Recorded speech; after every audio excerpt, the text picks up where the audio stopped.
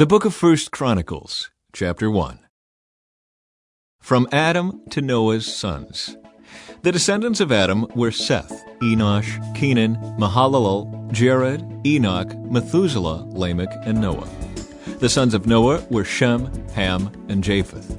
Descendants of Japheth. The descendants of Japheth were Gomer, Magog, Madai, Javan, Tubal, Meshech, and Tiras. The descendants of Gomer were Ashkenaz, Riphath, and Togarmah. The descendants of Javan were Elisha, Tarshish, Kittim, and Rodanim. Descendants of Ham. The descendants of Ham were Cush, Mizraim, Put, and Canaan. The descendants of Cush were Seba, Havilah, Sabta, Raamah, and Sabteka. The descendants of Raamah were Sheba and Dedan. Cush was also the ancestor of Nimrod, who was the first heroic warrior on earth. Mizraim was the ancestor of the Ludites, Anamites, Lehabites, Naphtaites, Pathrasites, Cashalites, and the Caphtorites, from whom the Philistines came. Canaan's oldest son was Sidon, the ancestor of the Sidonians. Canaan was also the ancestor of the Hittites, Jebusites, Amorites, Girgashites, Hivites, Archites, Sinites, Arvadites, Zemarites, and Hamathites. Descendants of Shem. The descendants of Shem were Elam, Asher, Arphaxad, Lud, and Aram. The descendants of Aram were Uz, Hul, Gether, and Mash. Arphaxad was the father of Shelah. Shelub was the father of Eber. Eber had two sons. The first was named Peleg, which means division, for during his lifetime the people of the world were divided into different language groups. His brother's name was Joktan. Joktan was the ancestor of Elmodad, Sheleph, Hazarmaveth, Jerah, Hadaram, Uzal, Dikla, Obal, Abimael, Sheba, Ophir, Havilah, and Jobab. All these were descendants of Joktan. So this is the family line descended from Shem: Arphaxad, Shelah, Eber, Peleg, Ru, Serug, Nahor, Terah, and Abram, later known as Abraham. Descendants of Abraham. The sons of Abraham were Isaac and Ishmael. These are their genealogical records. The sons of Ishmael were Nebaioth, the oldest, Kedar, Adbeel, Mibsam, Mishma, Duma, Massa, Hadad, Tema, Jeter, Naphish, and Kedemah. These were the sons of Ishmael.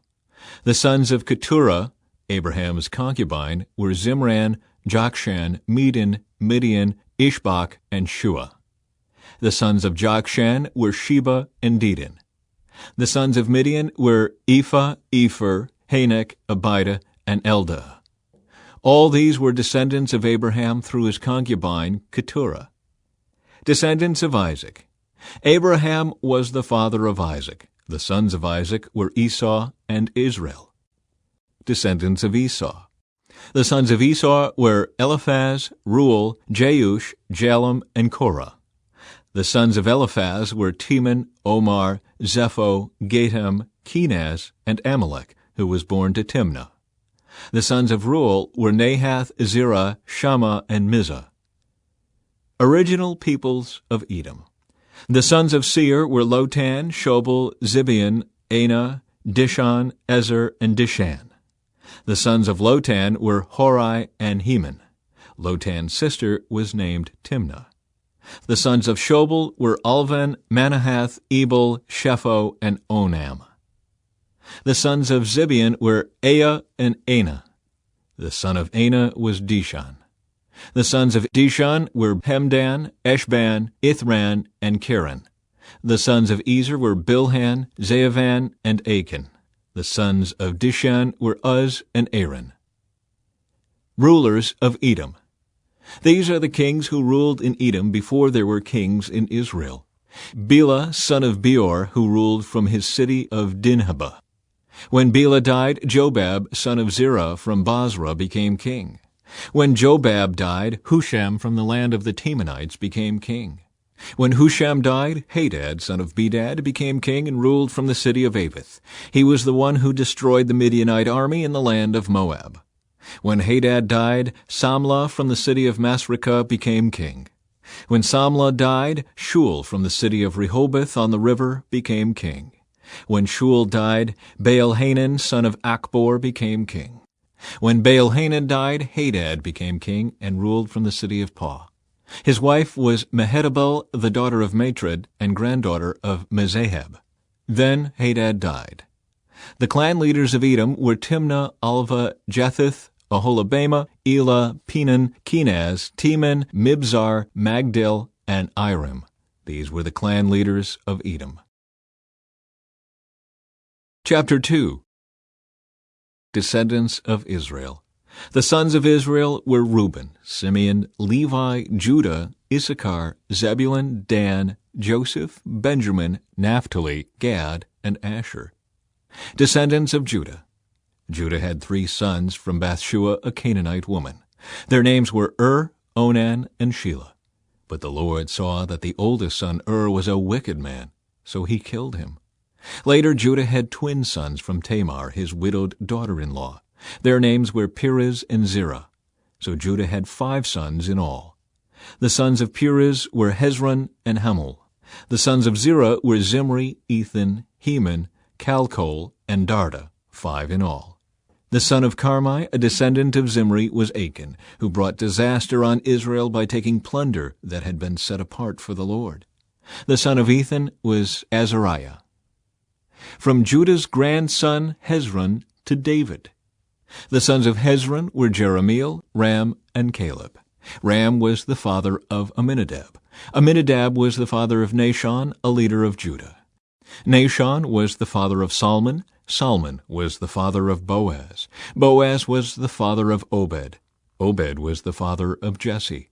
Jesse's first son was Eliab. His second was Abinadab. His third was Shimei. His fourth was Nethanel. His fifth was Radai. His sixth was Azam. And his seventh was David. Their sisters were named Zuriah and Abigail. Zuriah had 3 sons named Abishai, Joab, and Asahel. Abigail married a man named Jether, an Ishmaelite, and they had a son named Amasa. Other descendants of Hezron. Hezron's son Caleb had sons from his wife Azubah and from Jerioth. Her sons were named Jesher, Shobab, and Arden. After Azubah died, Caleb married Ephrathah, and they had a son named Hur. Hur was the father of Uri. Uri was the father of Bezalel. When Hezron was 60 years old, he married Gilead's sister, the daughter of Machir. They had a son named Segub. Segub was the father of Jair, who ruled 23 towns in the land of Gilead. But Gesher and Aram captured the towns of Jair and also took Kenath and its 60 surrounding villages. All these were descendants of Machir, the father of Gilead. Soon after Hezron died in the town of Caleb-Ephrathah, his wife Abijah gave birth to a son named Asher, the father of Tekoa. Descendants of Hezron's son Jerahmeel. The sons of Jerahmeel, the oldest son of Hezron, were Ram, the firstborn, Bunah, Oren, Ozem, and Ahijah. Jerahmeel had a second wife named Atara. She was the mother of Onam. The sons of Ram, the oldest son of Jerahmeel, were Maaz, Jamin, and Eker. The sons of Onam were Shimei and Jada. The sons of Shimei were Nadab and Abishur. The sons of Abishur and his wife Abihail were Aben and Molid. The sons of Nadab were Seled and Apaim. Seled died without children, but Apaim had a son named Ishai. The son of Ishai was Shishan. Shishan had a descendant named Ali. The sons of Jada, Shimei's brother, were Jether and Jonathan. Jether died without children, but Jonathan had 2 sons, named Peleth and Zaza. These were all descendants of Jerahmeel. Shishan had no sons, though he did have daughters. He also had an Egyptian servant named Jarrah. Shishan gave one of his daughters to be the wife of Jarrah, and they had a son named Edai. Edai was the father of Nathan. Nathan was the father of Zabad. Zabad was the father of Ephlal. Ephlal was the father of Obed. Obed was the father of Jehu. Jehu was the father of Azariah. Azariah was the father of Helez. Helez was the father of Elasa. Elasa was the father of Sismai. Sismai was the father of Shalom. Shalom was the father of Jechamiah. Jechamiah was the father of Elishama. Descendants of Hezron's son Caleb. The descendants of Caleb, the brother of Jerahmeel, included Mesha, the firstborn, who became the father of Ziph. Caleb's descendants also included the sons of Marishah, the father of Hebron. The sons of Hebron were Korah, Tappuah, Rechem, and Shema. Shema was the father of Raham. Raham was the father of Jorkim. Rechem was the father of Shimei. The son of Shimei was Maon. Maon was the father of Bethzur. Caleb's concubine, Ephah, gave birth to Haran, Moza, and Gazez. Haran was the father of Gazez. The sons of Jada were Regem, Jotham, Geshan, Pelet, Ephah, and Sheaph. Another of Caleb's concubines, Maacah, gave birth to Sheber and Tirhana. She also gave birth to Sheaph, the father of Medmanah, and Shiva, the father of Machbenah and Gibeah. Caleb also had a daughter named Aksa. These were all descendants of Caleb. Descendants of Caleb's son Hur. The sons of Hur, the oldest son of Caleb's wife Ephrathah, were Shobal, the founder of Kiriath-Jearim, Salma, the founder of Bethlehem, and Hareph, the founder of Beth-Gader. The descendants of Shobal, the founder of Kiriath-Jearim, were Haroah, half the Manahathites, and the families of Kiriath-Jearim, the Ithrites, Puthites, Shumathites, and Mishraites, from whom came the people of Zorah and Eshtaol. The descendants of Salma were the people of Bethlehem, the Netophathites, Atrobeth-Joab, the other half of the Manahathites, the Zorites, and the families of scribes living at Jabez, the Tirathites, Shimeathites, and Sukathites. All these were Kenites who descended from Hamath, the father of the family of Rechab. Chapter 3. Descendants of David. These are the sons of David who were born in Hebron. The oldest was Amnon, whose mother was Ahinoam from Jezreel. The second was Daniel, whose mother was Abigail from Carmel. The third was Absalom, whose mother was Maacah, the daughter of Talmai, king of Geshur. The fourth was Adonijah, whose mother was Haggith. The fifth was Shephatiah, whose mother was Abital. The sixth was Ithream, whose mother was Eglah, David's wife. These 6 sons were born to David in Hebron, where he reigned 7.5 years. Then David reigned another 33 years in Jerusalem. The sons born to David in Jerusalem included Shemua, Shobab, Nathan, and Solomon. Their mother was Bathsheba, the daughter of Amiel. David also had 9 other sons, Ibhar, Elishua, Elpalet, Noga, Nepheg, Japhiah, Elishama, Eliada, and Eliphalet. These were the sons of David, not including his sons born to his concubines. Their sister was named Tamar. Descendants of Solomon. The descendants of Solomon were Rehoboam, Abijah, Asa, Jehoshaphat, Jehoram, Ahaziah, Joash, Amaziah, Uzziah, Jotham, Ahaz, Hezekiah, Manasseh, Amon, and Josiah. The sons of Josiah were Johanan, the oldest, Jehoiakim, the second, Zedekiah the third, and Jehoahaz the fourth. The successors of Jehoiakim were his son Jehoiachin and his brother Zedekiah. Descendants of Jehoiachin. The sons of Jehoiachin, who was taken prisoner by the Babylonians, were Shealtiel, Malchiram, Pedaiah, Shenazzar, Jechemiah, Hoshama, and Nedabiah. The sons of Pedaiah were Zerubbabel and Shimei. The sons of Zerubbabel were Meshullam and Hananiah. Their sister was Shelemith. His 5 other sons were Hashubah, Ohel, Berechiah, Hezadiah, and Jushab-Hesed. The sons of Hananiah were Pelatiah and Jeshaiah. Jeshaiah's son was Rephaiah. Rephaiah's son was Arnan. Arnan's son was Obadiah. Obadiah's son was Shechaniah. The descendants of Shechaniah were Shemaiah and his sons Hatush, Egal, Beriah, Neriah, and Shaphat, 6 in all. The sons of Neriah were Elioenai, Hizkiah, and Azrikam, 3 in all. The sons of Elioenai were Hodaviah, Eliashib, Pelaiah, Akub, Johanan, Delaiah, and Anani, 7 in all. Chapter 4. Other descendants of Judah. The descendants of Judah were Perez, Hezron, Carmi, Hur, and Shobal. Shobal's son Reaiah was the father of Jahath. Jahath was the father of Ahumai and Lahad. These were the families of the Zorathites. The descendants of Etam were Jezreel, Ishma, Idbash, their sister Hazelelponi, Penuel, the father of Gedor, and Ezer, the father of Husha. These were the descendants of Hur, the firstborn of Ephrathah, the ancestor of Bethlehem. Ashur, the father of Tekoa, had 2 wives, named Helah and Nearah. Nearah gave birth to Ahuzam, Hefer, Timeni, and Haashtari. Helah gave birth to Zereth, Izhar, Ethnan, and Kaz, who became the ancestor of Anab, Zobebah, and all the families of Aharel, son of Haram. There was a man named Jabez who was more honorable than any of his brothers. His mother named him Jabez because his birth had been so painful. He was the one who prayed to the God of Israel, "Oh, that you would bless me and expand my territory. Please be with me in all that I do and keep me from all trouble and pain." And God granted him his request. Caleb, the brother of Shuah, was the father of Mihir. Mihir was the father of Eshton. Eshton was the father of Bethrapha, Paseah, and Tehinnah. Tehinnah was the father of Irnahash. These were the descendants of Rekah. The sons of Kenaz were Othniel and Seraiah. Othniel's sons were Hathath and Meonothai. Meonothai was the father of Ophrah. Seraiah was the father of Joab, the founder of the Valley of Craftsmen, so called because they were craftsmen. The sons of Caleb, son of Jephunneh, were Iru, Elah, and Nahum. The son of Elah was Kenaz.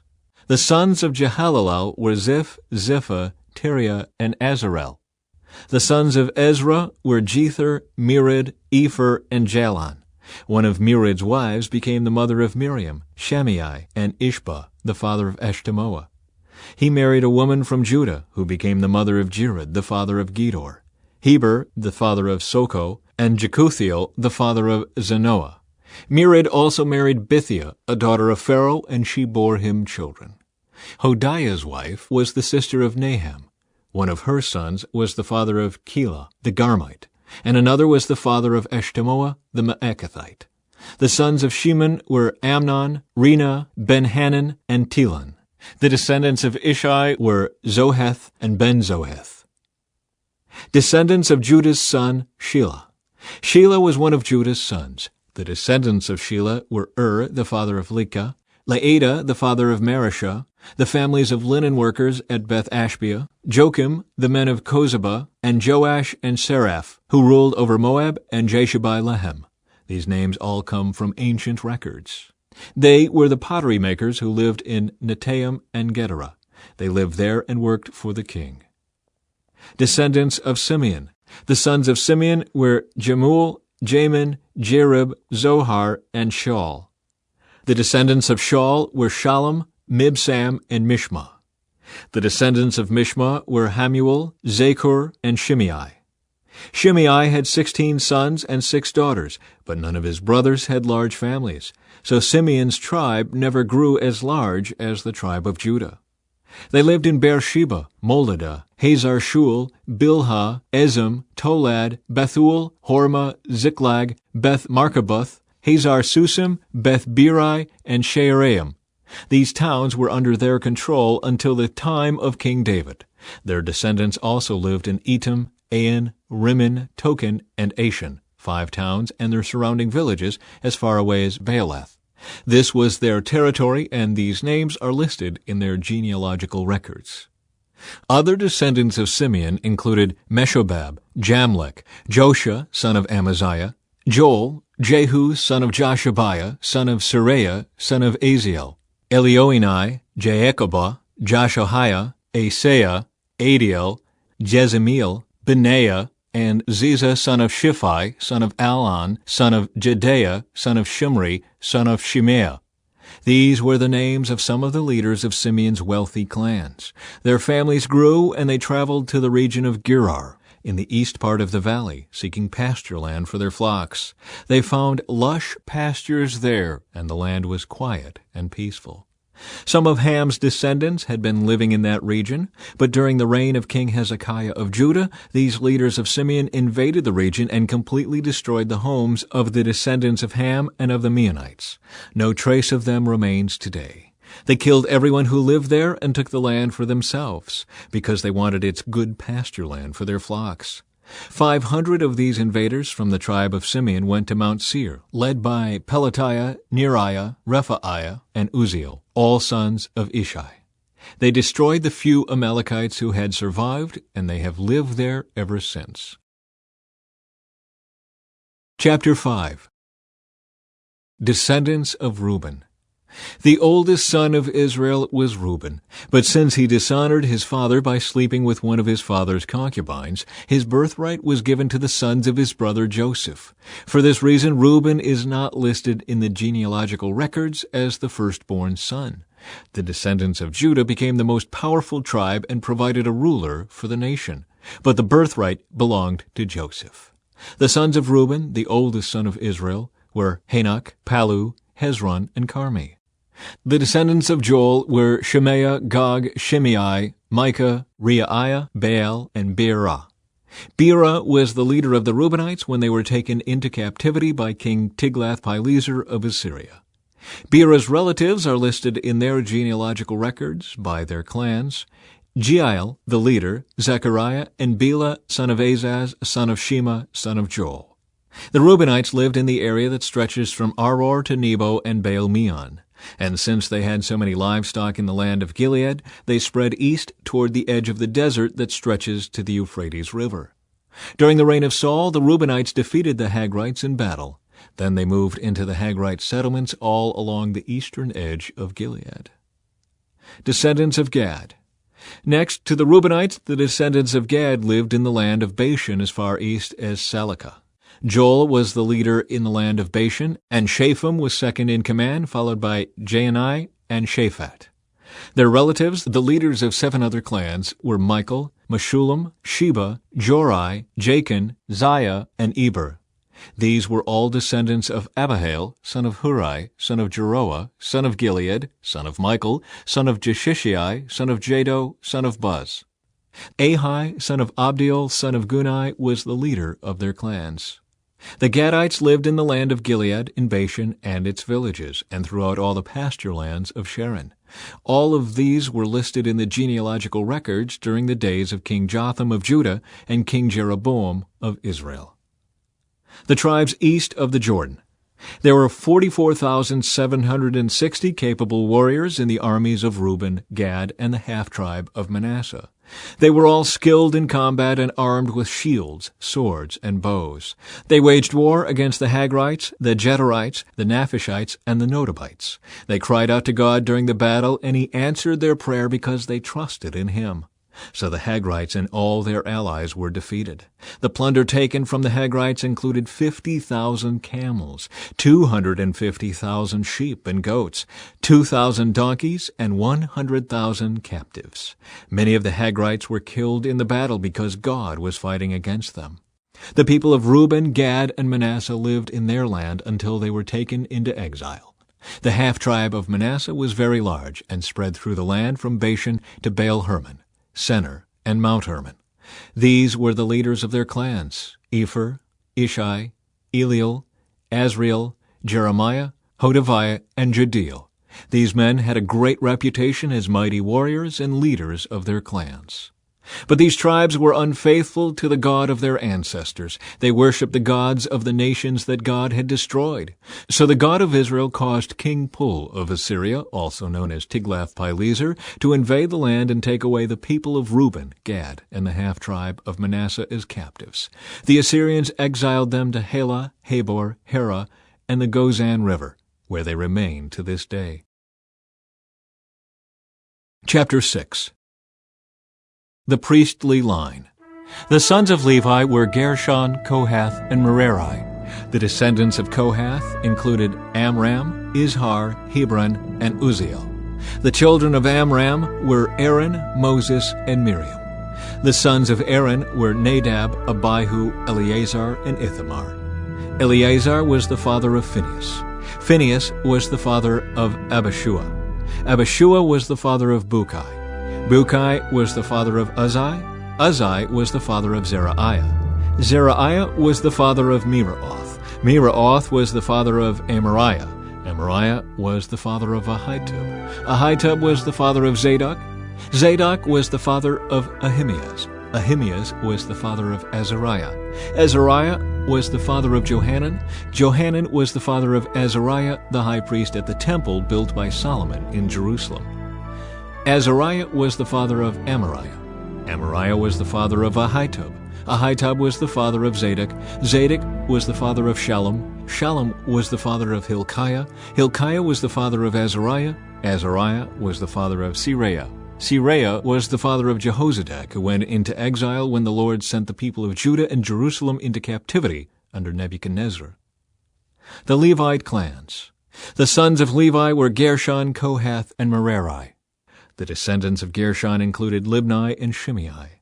The descendants of Kohath included Amram, Izhar, Hebron, and Uzziel. The descendants of Merari included Malai and Mushai. The following were the Levite clans listed according to their ancestral descent. The descendants of Gershon included Libni, Jahath, Zimmah, Joah, Iddo, Zerah, and Jeatherai. The descendants of Kohath included Aminadab, Korah, Asur, Elkanah, Abiasaph, Aser, Tahath, Uriel, Uzziah, and Shaul. The descendants of Elkanah included Amasai, Ahimath, Elkanah, Zophai, Nahath, Eliab, Jeroam, Elkanah, and Samuel. The sons of Samuel were Joel, the older, and Abijah, the second. The descendants of Merari included Malai, Libni, Shimei, Uzzah, Shimeah, Haggiah, and Asaiah. The temple musicians. David assigned the following men to lead the music at the house of the Lord after the ark was placed there. They ministered with music at the tabernacle until Solomon built the temple of the Lord in Jerusalem. They carried out their work, following all the regulations handed down to them. These are the men who served along with their sons. Heman, the musician, was from the clan of Kohath. His genealogy was traced back through Joel, Samuel, Elkanah, Jeroam, Eliel, Toah, Zuph, Elkanah, Mahath, Amasai, Elkanah, Joel, Azariah, Zephaniah, Tahath, Aser, Abiasaph, Korah, Izhar, Kohath, Levi, and Israel. Heman's first assistant was Asaph from the clan of Gershon. Asaph's genealogy was traced back through Berechiah, Shimei, Michael, Baasiah, Malchijah, Ethni, Zerah, Adaiah, Ethan, Zimmah, Shimei, Jahath, Gershon, and Levi. Heman's second assistant was Ethan from the clan of Merari.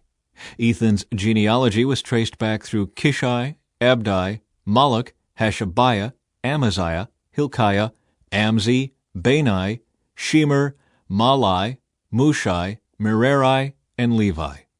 Their fellow Levites were appointed to various other tasks in the tabernacle, the house of God. Aaron's descendants.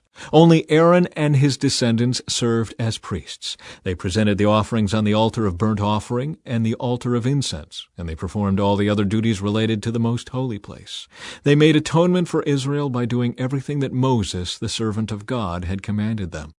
The descendants of Aaron were Eleazar, Phinehas, Abishua, Bukai, Uzzi, Zerahiah, Meraiah, Amariah, Ahitub, Zadok, and Ahimaaz.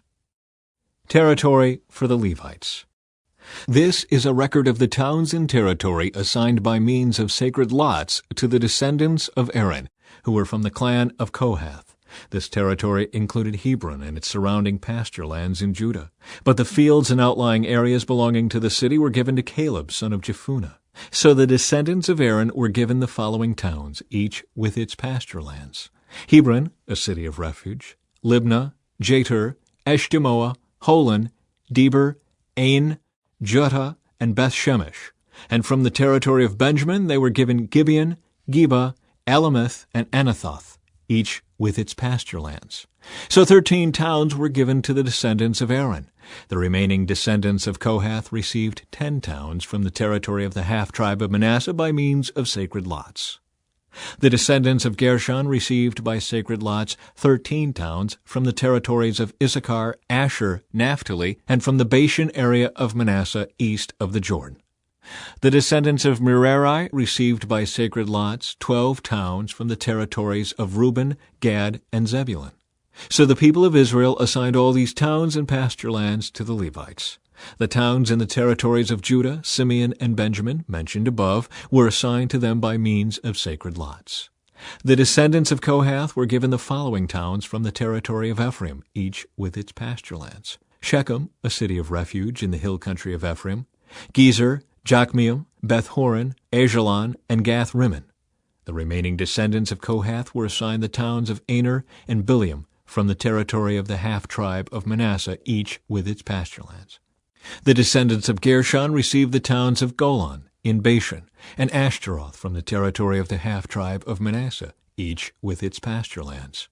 From the territory of Issachar they were given Kedesh, Dabereth, Ramoth, and Anam, each with its pasture lands. From the territory of Asher they received Marshall, Abdon, Hukok, and Rehob, each with its pasture lands. From the territory of Naphtali they were given Kedesh in Galilee, Haman, and Kiriathaim, each with its pasture lands. The remaining descendants of Merari received the towns of Jokneam, Karta, Rimmon, and Tabor from the territory of Zebulun, each with its pasture lands. From the territory of Reuben, east of the Jordan River, opposite Jericho, they received Bezer, a desert town, Jahaz, Kedemoth, and Mephaath, each with its pasture lands. And from the territory of Gad they received Ramoth in Gilead, Mahanaim, Heshbon, and Jazer, each with its pasture lands. Chapter 7. Descendants of Issachar.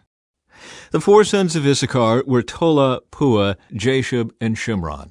The sons of Tola were Uzai, Rephaiah, Jeriel, Jemai, Ibsam, and Shemuel. Each of them was the leader of an ancestral clan.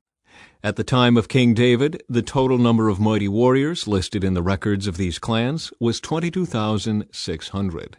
The son of Uzai was Israiah. The sons of Israiah were Michael, Obadiah, Joel, and Ishiah. These five became the leaders of clans. All of them had many wives and many sons, so the total number of men available for military service among their descendants was 36,000. The total number of mighty warriors from all the clans of the tribe of Issachar was 87,000. All of them were listed in their genealogical records. Descendants of Benjamin. 3 of Benjamin's sons were Bela, Becher, and Jediael. The 5 sons of Bela were Esbon, Uzai, Uzziel, Jeremoth, and Eri. Each of them was the leader of an ancestral clan. The total number of mighty warriors from these clans was 22,034, as listed in their genealogical records. The sons of Becher were Zemirah, Joash, Eliezer, Elioenai, Omri, Jeremoth, Abijah, Anathoth, and Alameth. Each of them was the leader of an ancestral clan. The total number of mighty warriors and leaders from these clans was 20,200, as listed in their genealogical records.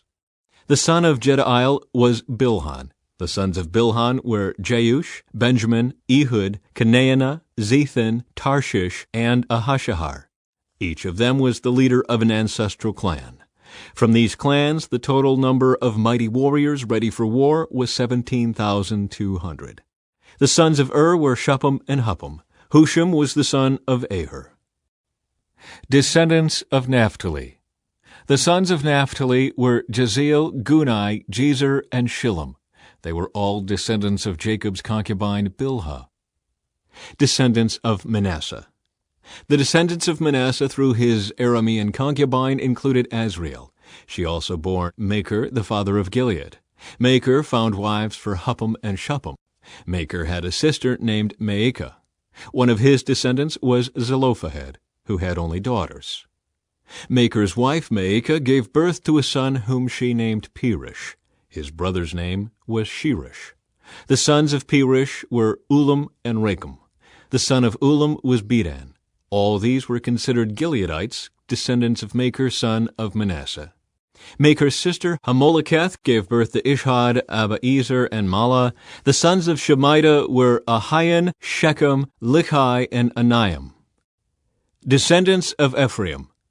The descendants of Ephraim were Shuthelah, Berid, Tahath, Eladah, Tahath, Zabad, Shuthelah, Ezer, and Elad. These two were killed trying to steal livestock from the local farmers near Gath. Their father Ephraim mourned for them a long time, and his relatives came to comfort him. Afterward, Ephraim slept with his wife, and she became pregnant and gave birth to a son. Ephraim named him Beriah, because of the tragedy his family had suffered. He had a daughter named Shirah. She built the towns of Lower and Upper Beth-horon and Uzan-Shirah. The descendants of Ephraim included Repha, Resheph, Tela, Tehan, Ladan, Ammihud, Elishama, Nun, and Joshua. The descendants of Ephraim lived in the territory that included Bethel and its surrounding towns to the south, Naaran to the east, Gezer and its villages to the west, and Shechem and its surrounding villages to the north as far as Aiah and its towns. Along the border of Manasseh were the towns of Bethshan, Taanach, Megiddo, Dor, and their surrounding villages. The descendants of Joseph's son of Israel lived in these towns. Descendants of Asher. The sons of Asher were Imnah, Ishva, Ishvi, and Beriah. They had a sister named Sarah. The sons of Beriah were Heber and Malchiel, the father of Birzaith. The sons of Heber were Japhlet, Shomer, and Hotham. They had a sister named Shua. The sons of Japhlet were Peshach, Bimhal, and Ashvath. The sons of Shomer were Ahi, Roga, Hubba, and Aram. The sons of his brother Helam were Zophah, Imnah, Shelish, and Amal. The sons of Zophah were Shua, Harnepher, Shual, Beri, Imrah, Bezer, Had, Shammah, Shilshah, Ithran, and Beerah.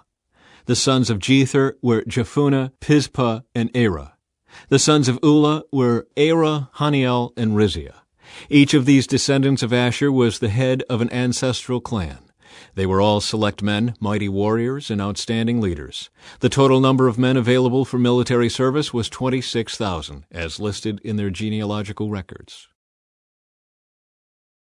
Chapter 8. Descendants of Benjamin. Benjamin's first son was Bela, the second was Ashbel, the third was Ahara, the fourth was Noah, and the fifth was Rapha. The sons of Bela were Adar, Gera, Abihud, Abishua, Naaman, Ahoah, Gera, Shaphupan, and Huram. The sons of Ehud, leaders of the clans living at Geba, were exiled to Manahath. Ehud's sons were Naaman, Ahijah, and Gera. Gera, who led them into exile, was the father of Uzzah and Ahihud. After Shaharaim divorced his wives Husham and Beerah, he had children in the land of Moab. Hodesh, his new wife, gave birth to Jobab, Zibiah, Misha, Malcolm, Jeuz, Sakiah, and Mirmah. These sons all became the leaders of clans. Shaharaim's wife Husham had already given birth to Abitub and Elpaal. The sons of Elpaal were Eber, Mishham, Shemid, who built the towns of Ono and Lod and their nearby villages, Beriah and Shema. They were the leaders of the clans living in Ajalon, and they drove out the inhabitants of Gath. Ahio, Sheshach, Jeremoth, Zebediah, Arid, Eder, Michael, Ishpa, and Joha were the sons of Beriah. Zebediah, Meshullam, Hizkai, Heber, Ishmerai, Isliah, and Jobab were the sons of Elpaal. Jachim, Zichri, Zabdi, Elianai, Zilathai, Eliel, Adiah, Beraiah, and Shimrath were the sons of Shimei. Ishpan, Eber, Eliel, Abdon, Zichri, Hanan, Hananiah, Elam, Anthothijah, Iphdiah, and Penuel were the sons of Sheshach. Shamsharai, Shehariah, Athaliah, Jerushiah, Elijah, and Zichri were the sons of Jeroham. These were the leaders of the ancestral clans. They were listed in their genealogical records, and they all lived in Jerusalem. The family of Saul. Jeiel, the father of Gibeon, lived in the town of Gibeon. His wife's name was Maacah, and his oldest son was named Abdon. Jeiel's other sons were Zur, Kish, Baal, Ner, Nadab, Gedor, Ahio, Zechariah, and Mikloth, who was the father of Shimeon. All these families lived near each other in Jerusalem. Ner was the father of Kish. Kish was the father of Saul. Saul was the father of Jonathan, Malchishua, Abinadab, and Eshbaal. Jonathan was the father of Merib-Baal. Merib-Baal was the father of Micah. Micah was the father of Pithon, Melech, Teriah, and Ahaz. Ahaz was the father of Jada. Jada was the father of Elameth, Asmaveth, and Zimri. Zimri was the father of Moza. Moza was the father of Bineah. Bineah was the father of Rephaiah. Rephaiah was the father of Eliasah. Eliasah was the father of Azel. Azel had 6 sons, Azrikam, Bachrau, Ishmael, Sheraiah, Obadiah, and Hanan. These were the sons of Azel. Azel's brother Ishak had 3 sons. The first was Ulam, the second was Jeush, and the third was Eliphalet.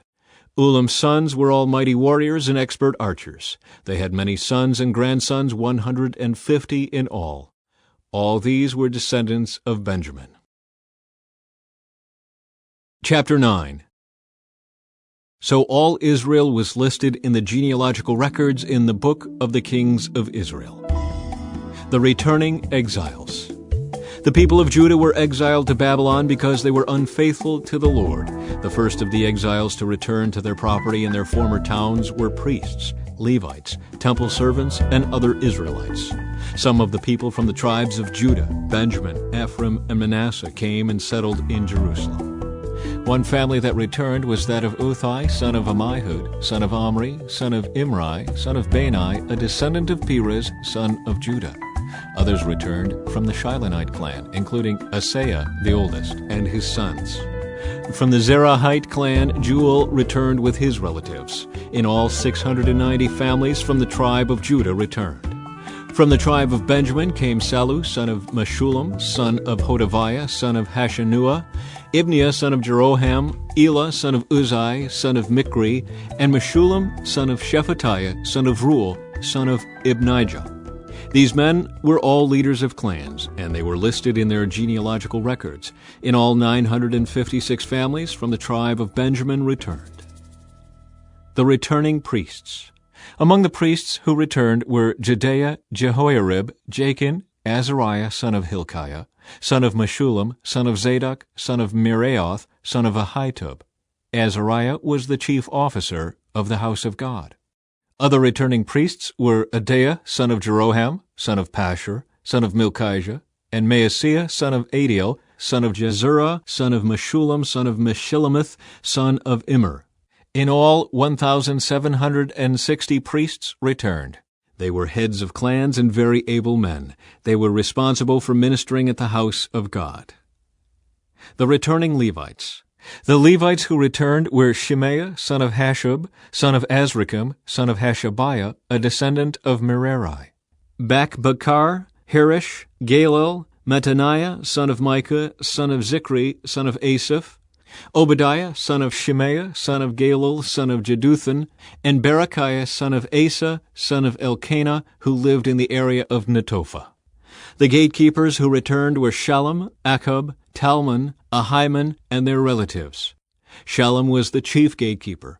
Prior to this time, they were responsible for the king's gate on the east side. These men served as gatekeepers for the camps of the Levites. Shallum was the son of Kor, a descendant of Abiasaph from the clan of Korah. He and his relatives, the Korahites, were responsible for guarding the entrance to the sanctuary, just as their ancestors had guarded the tabernacle in the camp of the Lord. Phinehas, son of Eleazar, had been in charge of the gatekeepers in earlier times, and the Lord had been with him. And later, Zechariah, son of Meshelemiah, was responsible for guarding the entrance to the tabernacle. In all, there were 212 gatekeepers in those days, and they were listed according to the genealogies in their villages. David and Samuel the seer had appointed their ancestors because they were reliable men.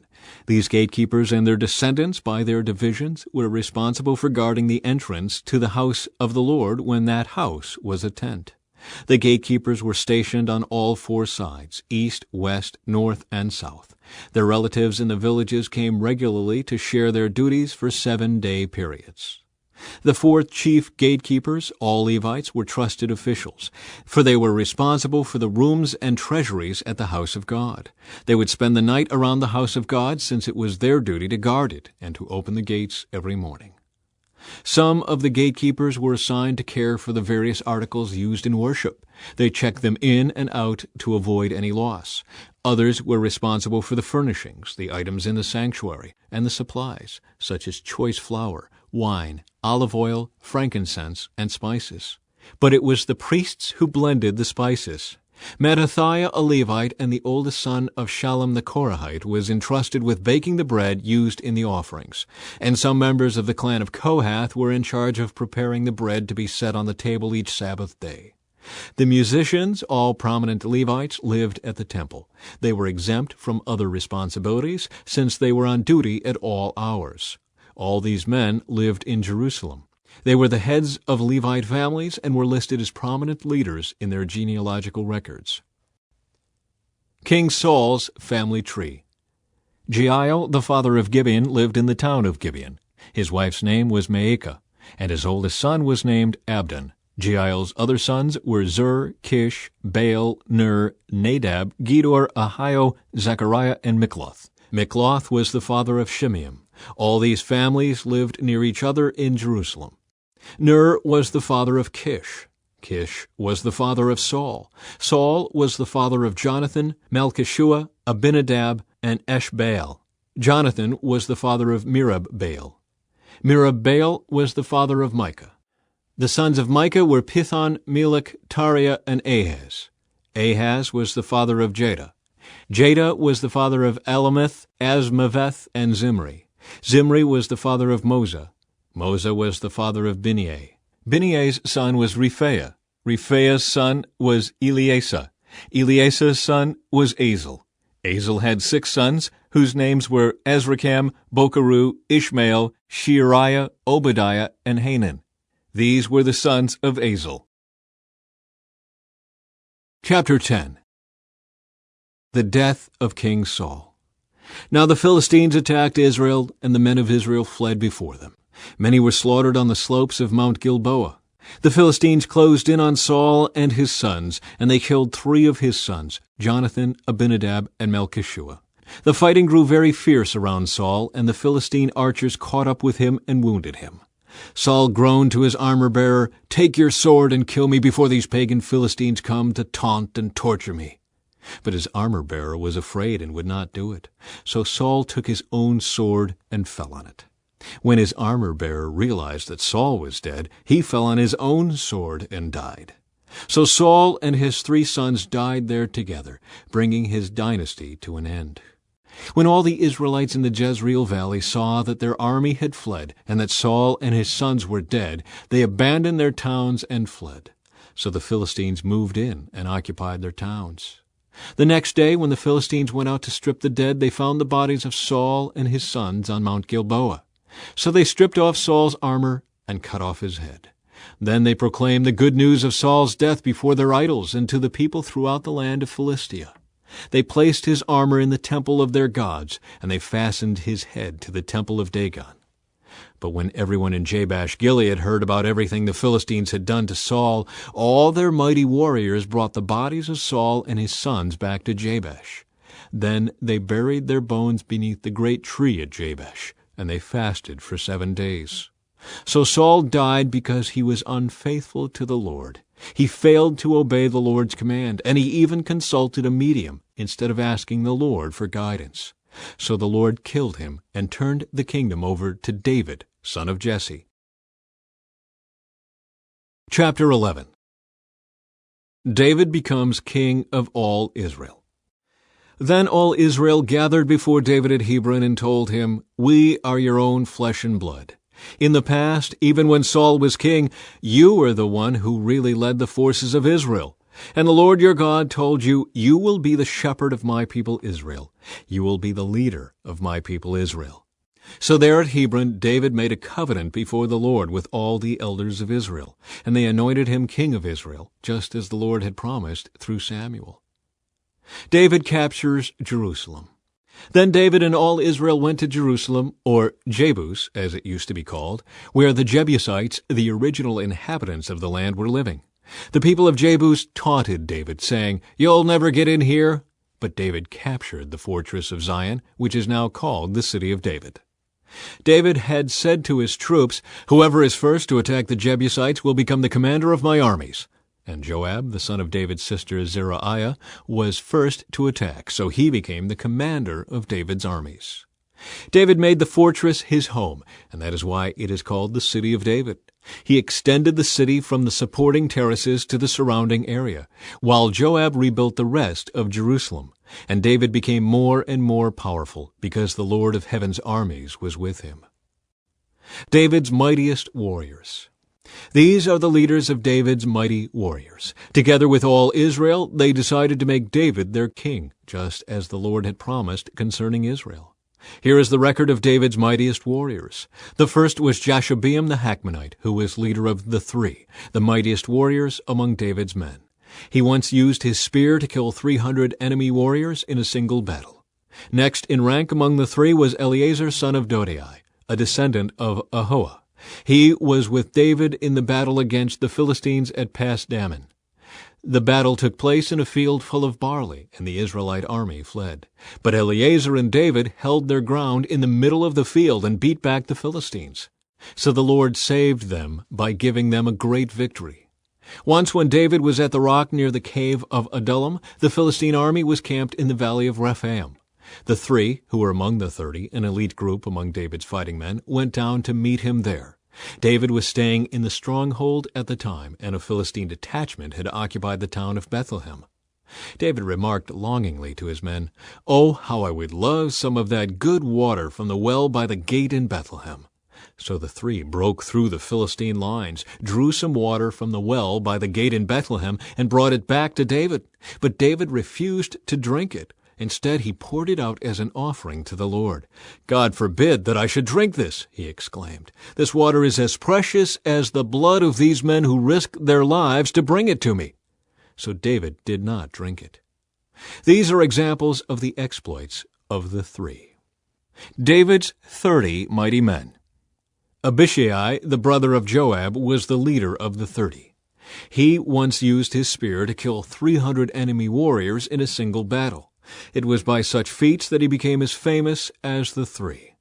Abishai was the most famous of the 30 and was their commander, though he was not one of the three. There was also Benaiah son of Jehoiada, a valiant warrior from Kabzeel. He did many heroic deeds, which included killing 2 champions of Moab. Another time, on a snowy day, he chased a lion down into a pit and killed it. Once, armed only with a club, he killed an Egyptian warrior who was 7.5 feet tall, and whose spear was as thick as a weaver's beam. Benaiah wrenched the spear from the Egyptian's hand and killed him with it. Deeds like these made Benaiah as famous as the 3 mightiest warriors. He was more honored than the other members of the 30, though he was not one of the 3. And David made him captain of his bodyguard.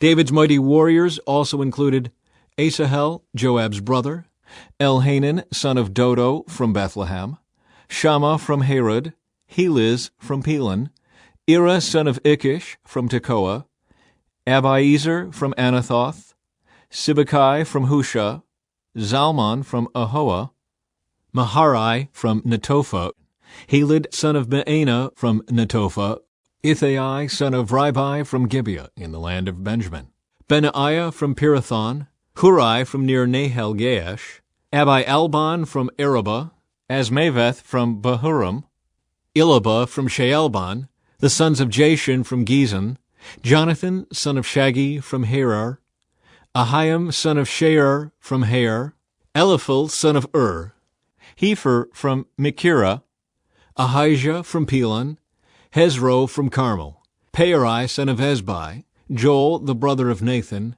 Mibhar, son of Hagri, Zelek from Ammon, Naharai from Beeroth, Joab's armor-bearer, Ira from Jatir, Gareb from Jatir, Uriah the Hittite, Zabad, son of Ali, Adinah, son of Shiza, the Reubenite leader, who had 30 men with him, Hanan, son of Maacah, Joshaphat from Mithna, Uzziah from Ashtaroth, Shammah and Jeiel, the sons of Hotham, from Aror, Jediel, son of Shimri, Joah, his brother, from Tiz, Eliel from Mehavah, Jerubiah and Joshaviah, the sons of Elnaam, Ithma from Moab, Eliel and Obed, Jaziel from Zobah. Chapter 12. Warriors join David's army. The following men joined David at Ziklag while he was hiding from Saul, son of Kish. They were among the warriors who fought beside David in battle. All of them were expert archers, and they could shoot arrows or sling stones with their left hand as well as their right. They were all relatives of Saul from the tribe of Benjamin. Their leader was Ahiezer, son of Shemaiah from Gibeah. His brother Joash was second in command. These were the other warriors: Jeziel and Pelet, sons of Asmaveth; Berekah; Jehu from Anathoth; Ishmaiah from Gibeon, a famous warrior and leader among the 30; Jeremiah, Jahaziel, Johanan, and Jozabad from Gedera; Eluzai, Jeremoth, Bealiah, Shemariah, and Shephatiah from Haroph; Elkanah, Ishiah, Azrael, Jozer, and Jashabim, who were Korahites; Jola and Zebadiah, sons of Jeroam, from Gedor. Some brave and experienced warriors from the tribe of Gad also defected to David while he was at the stronghold in the wilderness. They were expert with both shield and spear, as fierce as lions and as swift as deer on the mountains. Ezer was their leader. Obadiah was second. Eliab was third. Mishmannah was fourth. Jeremiah was fifth. Adai was sixth. Eliel was seventh. Johanan was eighth. Elzabad was ninth. Jeremiah was 10th. Machbani was 11th. These warriors from Gad were army commanders. The weakest among them could take on 100 regular troops, and the strongest could take on 1,000. These were the men who crossed the Jordan River during its seasonal flooding at the beginning of the year and drove out all the people living in the lowlands on both the east and west banks. Others from Benjamin and Judah came to David at the stronghold. David went out to meet them and said, "If you have come in peace to help me, we are friends. But if you have come to betray me to my enemies, when I am innocent, then may the God of our ancestors see it and punish you." Then the Spirit came upon Amasai, the leader of the 30, and he said, "We are yours, David. We are on your side, son of Jesse. Peace and prosperity be with you, and success to all who help you, for your God is the one who helps you." So David let them join him, and he made them officers over his troops. Some men from Manasseh defected from the Israelite army and joined David when he set out with the Philistines to fight against Saul. But as it turned out, the Philistine rulers refused to let David and his men go with them. After much discussion, they sent them back, for they said, "It will cost us our heads if David switches loyalties to Saul and turns against us." Here is a list of the men from Manasseh who defected to David as he was returning to Ziklag: Adnah, Jozabad, Jediel, Michael, Jozabad, Elihu, and Zithali. Each commanded 1,000 troops from the tribe of Manasseh. They helped David chase down bands of raiders, for they were all brave and able warriors who became commanders in his army. Day after day, more men joined David until he had a great army, like the army of God. These are the numbers of armed warriors who joined David at Hebron. They were all eager to see David become king instead of Saul, just as the Lord had promised. From the tribe of Judah there were 6,800 warriors armed with shields and spears. From the tribe of Simeon there were 7,100 brave warriors.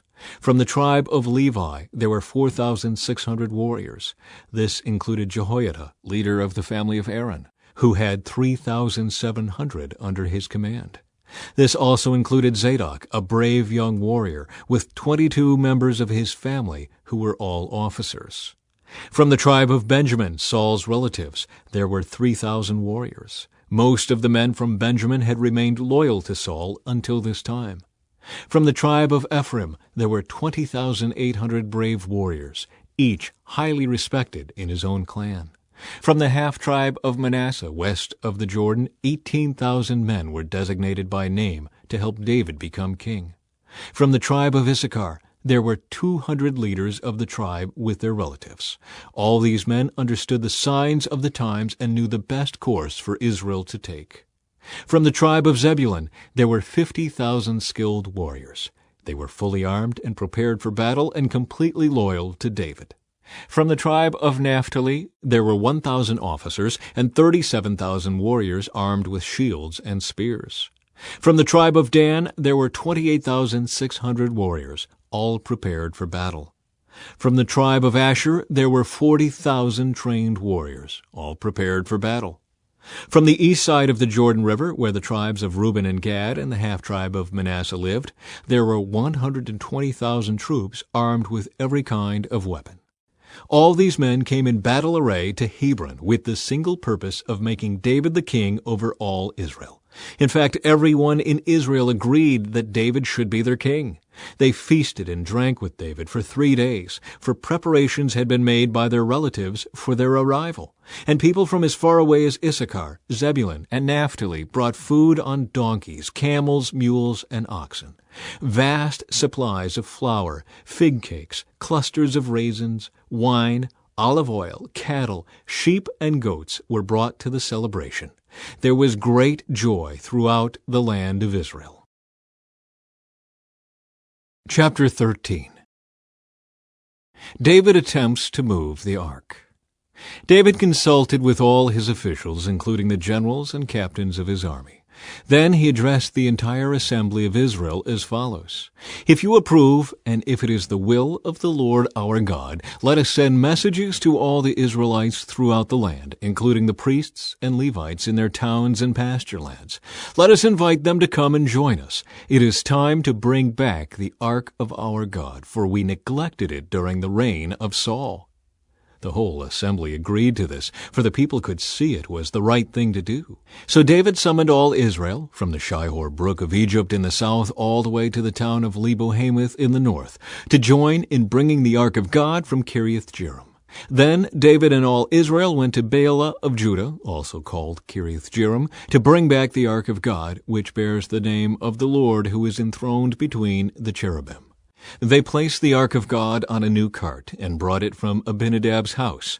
Uzzah and Ahio were guiding the cart. David and all Israel were celebrating before God with all their might, singing songs and playing all kinds of musical instruments: lyres, harps, tambourines, cymbals, and trumpets.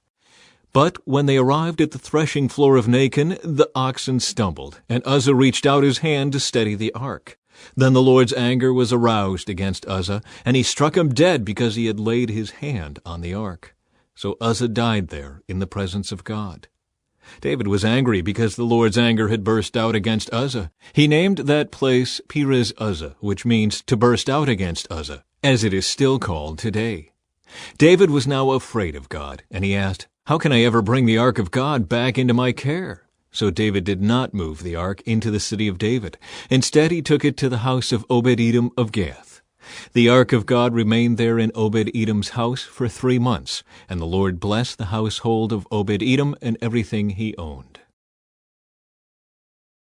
Chapter 14. David's palace and family. Then King Hiram of Tyre sent messengers to David along with cedar timber and stonemasons and carpenters to build him a palace. And David realized that the Lord had confirmed him as king over Israel and had greatly blessed his kingdom for the sake of his people Israel. Then David married more wives in Jerusalem, and they had more sons and daughters. These are the names of David's sons who were born in Jerusalem: Shemua, Shobab, Nathan, Solomon, Ibhar, Elishua, Elpalet, Noga, Nepheg, Japhiah, Elishama, Eliada, and Eliphalet. David conquers the Philistines. When the Philistines heard that David had been anointed king over all Israel, they mobilized all their forces to capture him. But David was told they were coming, so he marched out to meet them. The Philistines arrived and made a raid in the valley of Rephaim.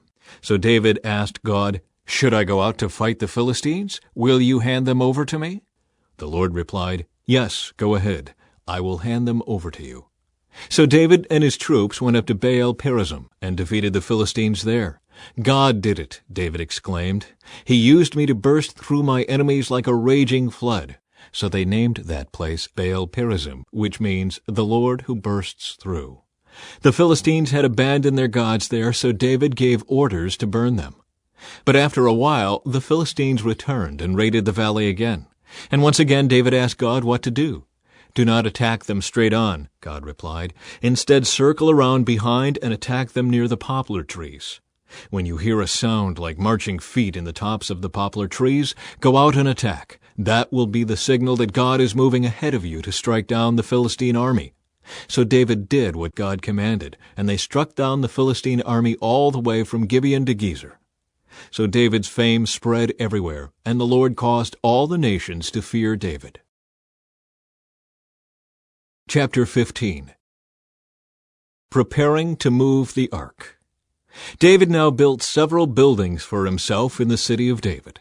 He also prepared a place for the ark of God and set up a special tent for it. Then he commanded, "No one except the Levites may carry the ark of God. The Lord has chosen them to carry the ark of the Lord and to serve him forever." Then David summoned all Israel to Jerusalem to bring the ark of the Lord to the place he had prepared for it. This is the number of the descendants of Aaron, the priests, and the Levites who were called together. From the clan of Kohath, 120, with Uriel as their leader. From the clan of Merari, 220, with Asahiah as their leader. From the clan of Gershon, 130, with Joel as their leader. From the descendants of Elizaphan, 200, with Shemaiah as their leader. From the descendants of Hebron, 80, with Eliel as their leader. From the descendants of Uzziel, 112, with Aminadab as their leader. Then David summoned the priests Zadok and Abiathar, and these Levite leaders, Uriel, Asaiah, Joel, Shemaiah, Eliel, and Aminadab. He said to them, "You are the leaders of the Levite families. You must purify yourselves and all your fellow Levites, so you can bring the ark of the Lord, the God of Israel, to the place I have prepared for it. Because you Levites did not carry the ark the first time, the anger of the Lord our God burst out against us. We failed to ask God how to move it properly." So the priests and the Levites purified themselves in order to bring the ark of the Lord, the God of Israel, to Jerusalem. Then the Levites carried the ark of God on their shoulders with its carrying poles, just as the Lord had instructed Moses.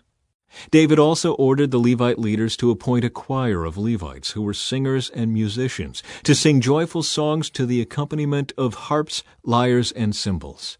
So the Levites appointed Heman, son of Joel, along with his fellow Levites, Asaph, son of Berechiah, and Ethan, son of Cushiah, from the clan of Merari. The following men were chosen as their assistants: Zechariah, Jahaziel, Shemiramoth, Jehiel, Unai, Eliab, Benaiah, Maaseiah, Mattithiah, Eliphalahu, Micniah, and the gatekeepers Obed-Edom and Jeiel. The musicians, Heman, Asaph, and Ethan, were chosen to sound the bronze cymbals. Zechariah, Aziel, Shemiramoth, Jehiel, Unai, Eliab, Maaseiah, and Benaiah were chosen to play the harps. Mattithiah, Eliphalahu, Micniah, Obed-Edom, Jeiel, and Azaziah were chosen to play the lyres. Kenaniah, the head Levite, was chosen as the choir leader because of his skill. Berechiah and Elkanah were chosen to guard the ark. Shebaniah, Joshaphat, Nethanel, Amasai, Zechariah, Benaiah, and Eleazar, all of whom were priests, were chosen to blow the trumpets as they marched in front of the ark of God. Obed-Edom and Jehiah were chosen to guard the ark. Moving the ark to Jerusalem. Then David and the elders of Israel and the generals of the army went to the house of Obed-Edom to bring the ark of the Lord's covenant up to Jerusalem with a great celebration. And because God was clearly helping the Levites as they carried the ark of the Lord's covenant, they sacrificed 7 bulls and 7 rams. David was dressed in a robe of fine linen, as were all the Levites who carried the ark, and also the singers, and Kenaniah the choir leader. David was also wearing a priestly garment. So all Israel brought up the ark of the Lord's covenant with shouts of joy, the blowing of ram's horns and trumpets, the crashing of cymbals, and loud playing on harps and lyres.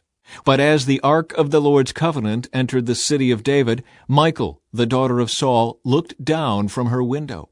When she saw King David skipping about and laughing with joy, she was filled with contempt for him. Chapter 16. They brought the ark of God and placed it inside the special tent David had prepared for it, and they presented burnt offerings and peace offerings to God. When he had finished his sacrifices, David blessed the people in the name of the Lord.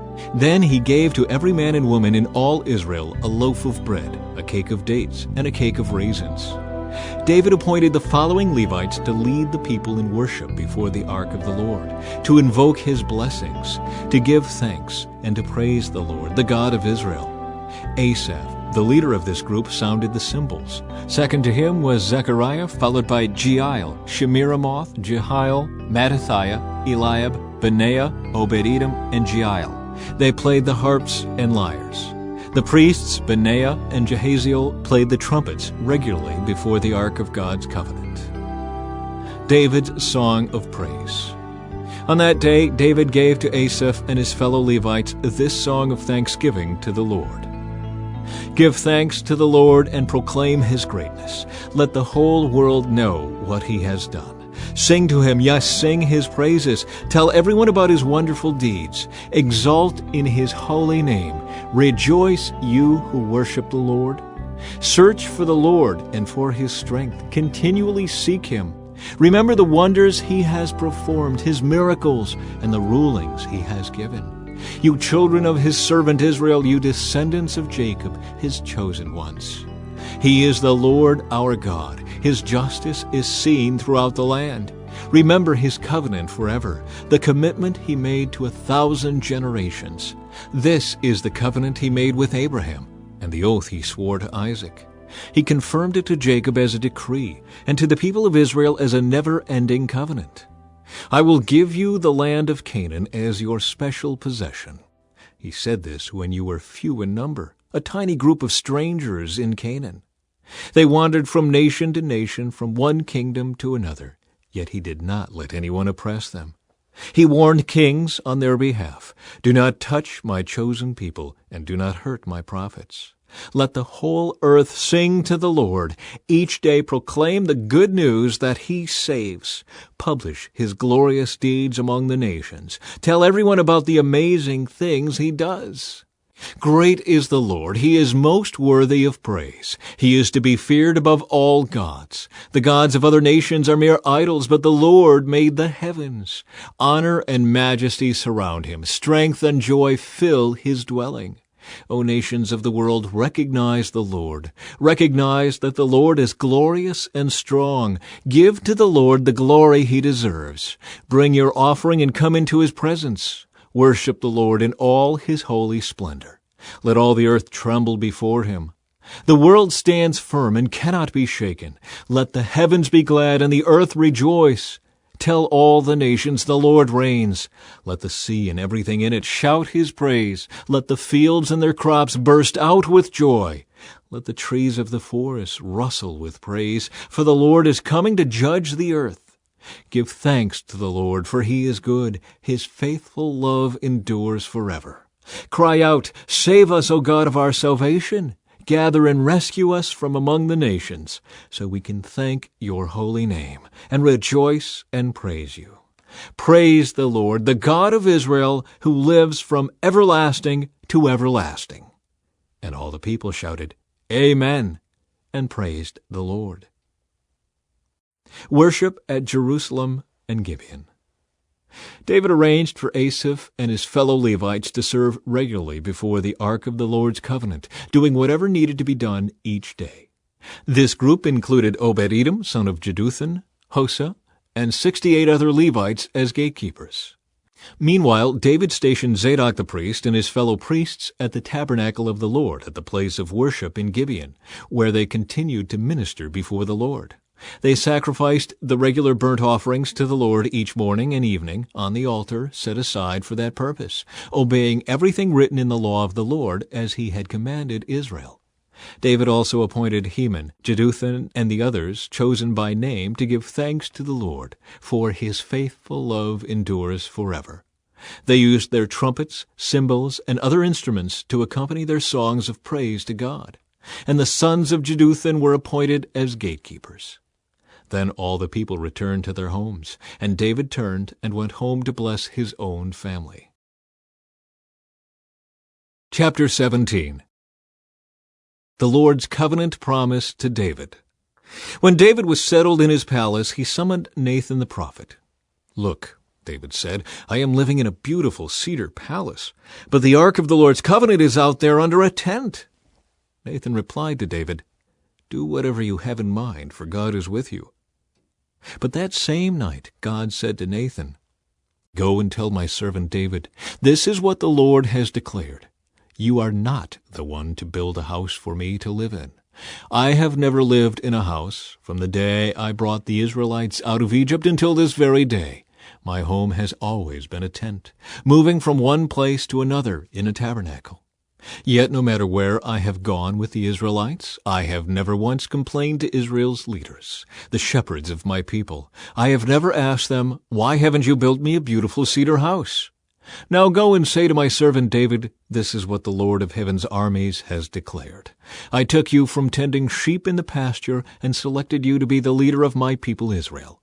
I have been with you wherever you have gone, and I have destroyed all your enemies before your eyes. Now I will make your name as famous as anyone who has ever lived on the earth, and I will provide a homeland for my people Israel, planting them in a secure place where they will never be disturbed. Evil nations won't oppress them as they've done in the past, starting from the time I appointed judges to rule my people Israel, and I will defeat all your enemies. Furthermore, I declare that the Lord will build a house for you, a dynasty of kings. For when you die and join your ancestors, I will raise up one of your descendants, one of your sons, and I will make his kingdom strong. He is the one who will build a house, a temple for me, and I will secure his throne forever. I will be his father, and he will be my son. I will never take my favor from him, as I took it from the one who ruled before you. I will confirm him as king over my house and my kingdom for all time, and his throne will be secure forever." So Nathan went back to David and told him everything the Lord had said in this vision. David's prayer of thanks. Then King David went in and sat before the Lord and prayed, "Who am I, O Lord God, and what is my family that you have brought me this far? And now, O God, in addition to everything else, you speak of giving your servant a lasting dynasty? You speak as though I were someone very great, O Lord God. What more can I say to you about the way you have honored me? You know what your servant is really like. For the sake of your servant, O Lord, and according to your will, you have done all these great things and have made them known. O Lord, there is no one like you. We have never even heard of another God like you. What other nation on earth is like your people Israel? What other nation, O God, have you redeemed from slavery to be your own people? You made a great name for yourself when you redeemed your people from Egypt. You performed awesome miracles and drove out the nations that stood in their way. You chose Israel to be your very own people forever, and you, O Lord, became their God. And now, O Lord, I am your servant. Do as you have promised concerning me and my family. May it be a promise that will last forever, and may your name be established and honored forever, so that everyone will say, "The Lord of heaven's armies, the God of Israel, is Israel's God." And may the house of your servant David continue before you forever. O my God, I have been bold enough to pray to you because you have revealed to your servant that you will build a house for him, a dynasty of kings. For you are God, O Lord, and you have promised these good things to your servant. And now it has pleased you to bless the house of your servant, so that it will continue forever before you. For when you grant a blessing, O Lord, it is an eternal blessing. Chapter 18. David's military victories. After this, David defeated and subdued the Philistines by conquering Gath and its surrounding towns. David also conquered the land of Moab, and the Moabites who were spared became David's subjects and paid him tribute money. David also destroyed the forces of Hadadezer, king of Zobah, as far as Hamath, when Hadadezer marched out to strengthen his control along the Euphrates River. David captured 1,000 chariots, 7,000 charioteers, and 20,000 foot soldiers. He crippled all the chariot horses except enough for 100 chariots. When Arameans from Damascus arrived to help King Hadadezer, David killed 22,000 of them. Then he placed several army garrisons in Damascus, the Aramean capital, and the Arameans became David's subjects and paid him tribute money. So the Lord made David victorious wherever he went. David brought the gold shields of Hadadezer's officers to Jerusalem, along with a large amount of bronze from Hadadezer's towns of Tebah and Kun. Later, Solomon melted the bronze and molded it into the great bronze basin called the Sea, the pillars, and the various bronze articles used at the temple. When King Toi of Hamath heard that David had destroyed the entire army of King Hadadezer of Zobah, he sent his son Joram to congratulate King David for his successful campaign. Hadadezer and Toi had been enemies and were often at war. Joram presented David with many gifts of gold, silver, and bronze. King David dedicated all these gifts to the Lord, along with the silver and gold he had taken from the other nations, from Edom, Moab, Ammon, Philistia, and Amalek. Abishai, son of Zeruiah, destroyed 18,000 Edomites in the Valley of Salt. He placed army garrisons in Edom, and all the Edomites became David's subjects. In fact, the Lord made David victorious wherever he went. So David reigned over all Israel and did what was just and right for all his people. Joab, son of Zeruiah, was commander of the army. Jehoshaphat, son of Ahilud, was the royal historian. Zadok, son of Ahitub, and Ahimelech, son of Abiathar, were the priests. Seraiah was the court secretary. Benaiah, son of Jehoiada, was captain of the king's bodyguard, and David's sons served as the king's chief assistants. Chapter 19. David defeats the Ammonites. Sometime after this, King Nahash of the Ammonites died, and his son Hanun became king. David said, "I am going to show loyalty to Hanun because his father Nahash was always loyal to me." So David sent messengers to express sympathy to Hanun about his father's death. But when David's ambassadors arrived in the land of Ammon, the Ammonite commander said to Hanun, "Do you really think these men are coming here to honor your father? No, David has sent them to spy out the land so they can come in and conquer it." So Hanun seized David's ambassadors and shaved them, cut off their robes at the buttocks, and sent them back to David in shame. When David heard what had happened to the men, he sent messengers to tell them, "Stay at Jericho until your beards grow out, and then come back," for they felt deep shame because of their appearance. When the people of Ammon realized how seriously they had angered David, Hanun and the Ammonites sent 75,000 pounds of silver to hire chariots and charioteers from Aram-Naharaim, Aram-Maacah, and Zobah. They also hired 32,000 chariots and secured the support of the king of Maacah and his army. These forces camped at Medeba, where they were joined by the Ammonite troops that Hanun had recruited from his own towns. When David heard about this, he sent Joab and all his warriors to fight them. The Ammonite troops came out and drew up their battle lines at the entrance of the city, while the other kings positioned themselves to fight in the open fields. When Joab saw that he would have to fight on both the front and the rear, he chose some of Israel's elite troops and placed them under his personal command to fight the Arameans in the fields. He left the rest of the army under the command of his brother Abishai, who was to attack the Ammonites. "If the Arameans are too strong for me, then come over and help me," Joab told his brother. "And if the Ammonites are too strong for you, I will help you. Be courageous. Let us fight bravely for our people and the cities of our God. May the Lord's will be done." When Joab and his troops attacked, the Arameans began to run away. And when the Ammonites saw the Arameans running, they also ran from Abishai and retreated into the city. Then Joab returned to Jerusalem. The Arameans now realized that they were no match for Israel, so they sent messengers and summoned additional Aramean troops from the other side of the Euphrates River. These troops were under the command of Shobach, the commander of Hadadezer's forces. When David heard what was happening, he mobilized all Israel, crossed the Jordan River, and positioned his troops in battle formation. Then David engaged the Arameans in battle, and they fought against him. But again the Arameans fled from the Israelites. This time David's forces killed 7,000 charioteers and 40,000 foot soldiers, including Shobach, the commander of their army. When Hadadezer's allies saw that they had been defeated by Israel, they surrendered to David and became his subjects. After that, the Arameans were no longer willing to help the Ammonites. Chapter 20. David captures Rabbah.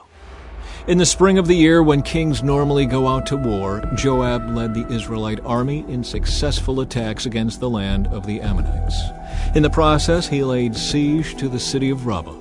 However, David stayed behind in Jerusalem. When David arrived at Rabbah, he removed the crown from the king's head, and it was placed on his own head. The crown was made of gold and set with gems, and he found that it weighed 75 pounds. David took a vast amount of plunder from the city. He also made slaves of the people of Rabbah and forced them to labor with saws, iron picks, and iron axes. That is how David dealt with the people of all the Ammonite towns. Then David and all the army returned to Jerusalem. Battles against Philistine giants. After this, war broke out with the Philistines at Gezer. As they fought, Sibbecai from Husha killed Saph, a descendant of the giants, and so the Philistines were subdued. During another battle with the Philistines, Elhanan, son of Jair, killed Lamai, the brother of Goliath of Gath. The handle of Lamai's spear was as thick as a weaver's beam. In another battle with the Philistines at Gath, they encountered a huge man with 6 fingers on each hand and 6 toes on each foot, 24 in all, who was also a descendant of the giants.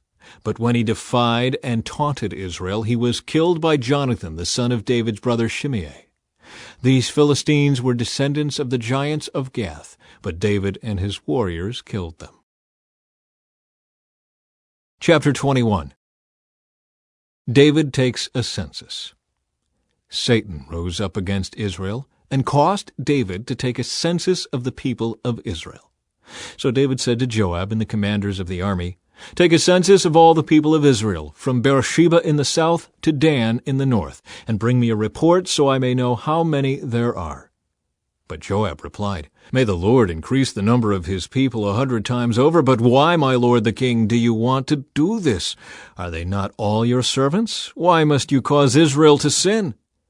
But the king insisted that they take the census. So Joab traveled throughout all Israel to count the people.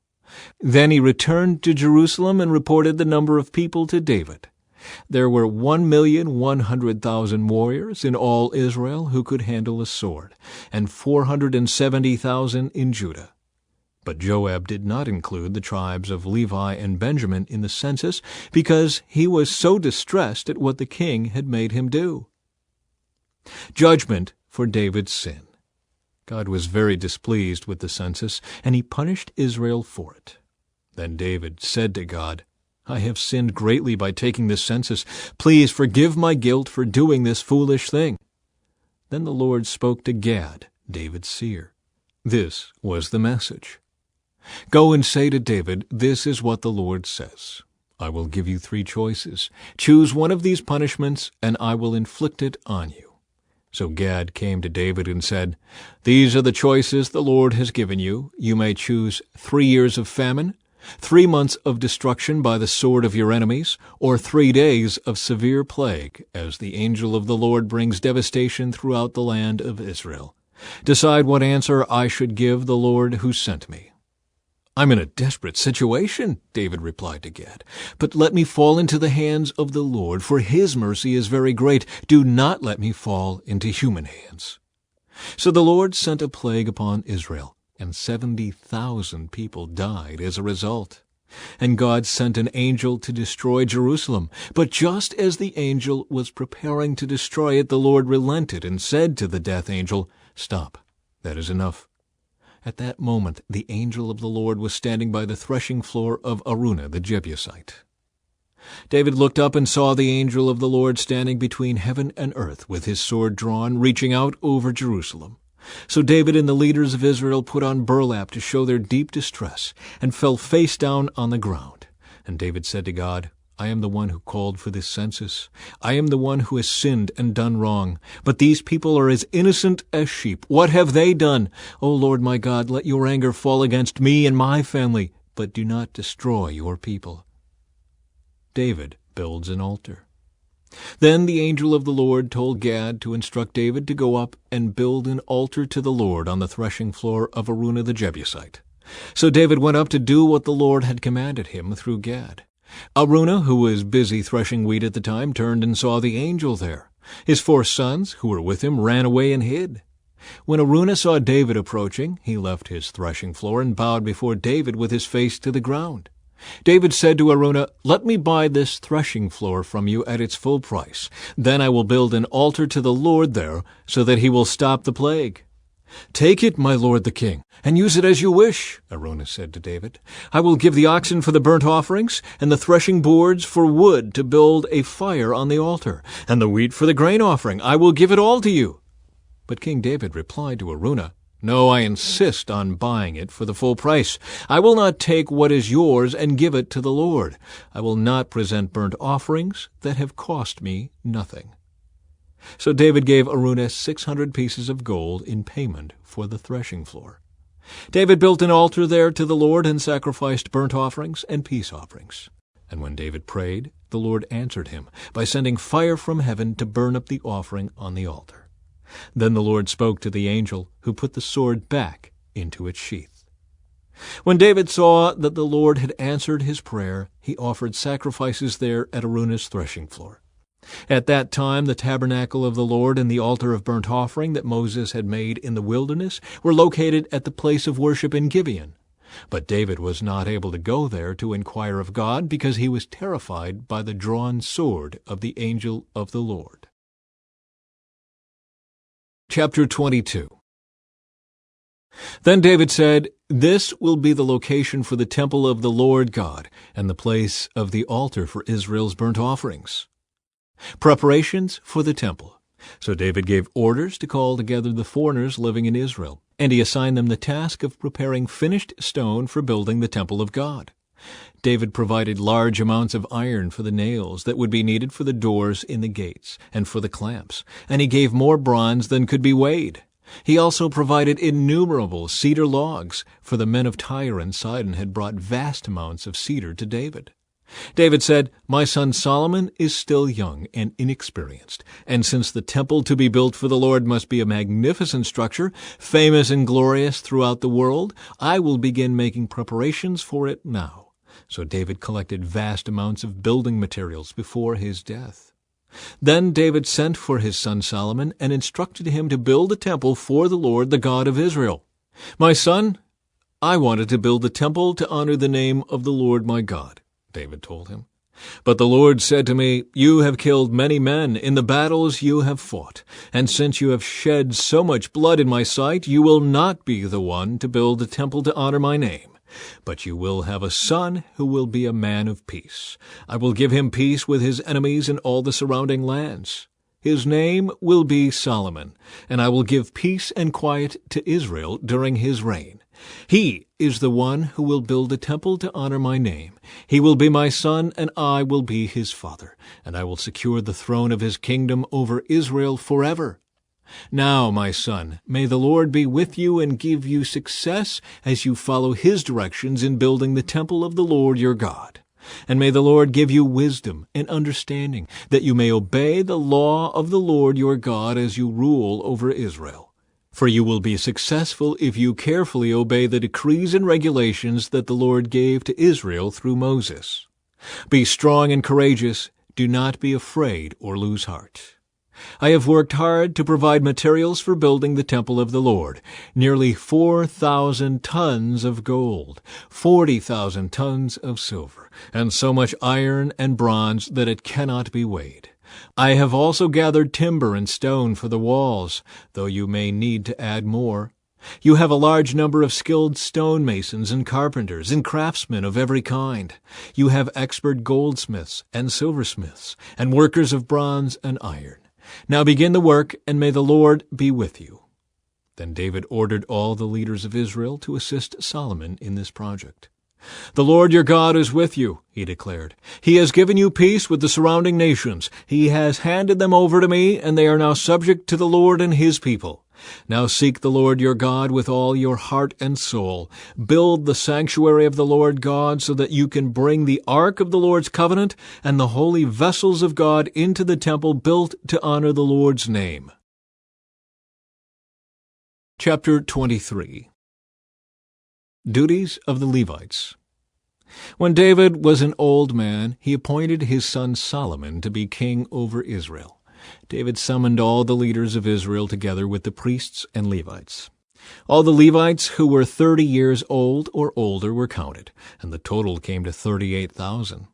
Then David said, "From all the Levites, 24,000 will supervise the work at the temple of the Lord. Another 6,000 will serve as officials and judges. Another 4,000 will work as gatekeepers, and 4,000 will praise the Lord with the musical instruments I have made." Then David divided the Levites into divisions named after the clans descended from the 3 sons of Levi, Gershon, Kohath, and Merari. The Gershonites. The Gershonite family units were defined by their lines of descent from Libni and Shimei, the sons of Gershon. 3 of the descendants of Libni were Jehiel, the family leader, Zetham, and Joel. These were the leaders of the family of Libni. 3 of the descendants of Shimei were Shelamoth, Haziel, and Haran. 4 other descendants of Shimei were Jahath, Ziza, Jeush, and Beriah. Jahath was the family leader, and Ziza was next. Jeush and Beriah were counted as a single family because neither had many sons. The Kohathites. 4 of the descendants of Kohath were Amram, Izhar, Hebron, and Uzziel. The sons of Amram were Aaron and Moses. Aaron and his descendants were set apart to dedicate the most holy things, to offer sacrifices in the Lord's presence, to serve the Lord, and to pronounce blessings in his name forever. As for Moses, the man of God, his sons were included with the tribe of Levi. The sons of Moses were Gershom and Eliezer. The descendants of Gershom included Shebuel, the family leader. Eliezer had only one son, Rehabiah, the family leader. Rehabiah had numerous descendants. The descendants of Izhar included Shelomoth, the family leader.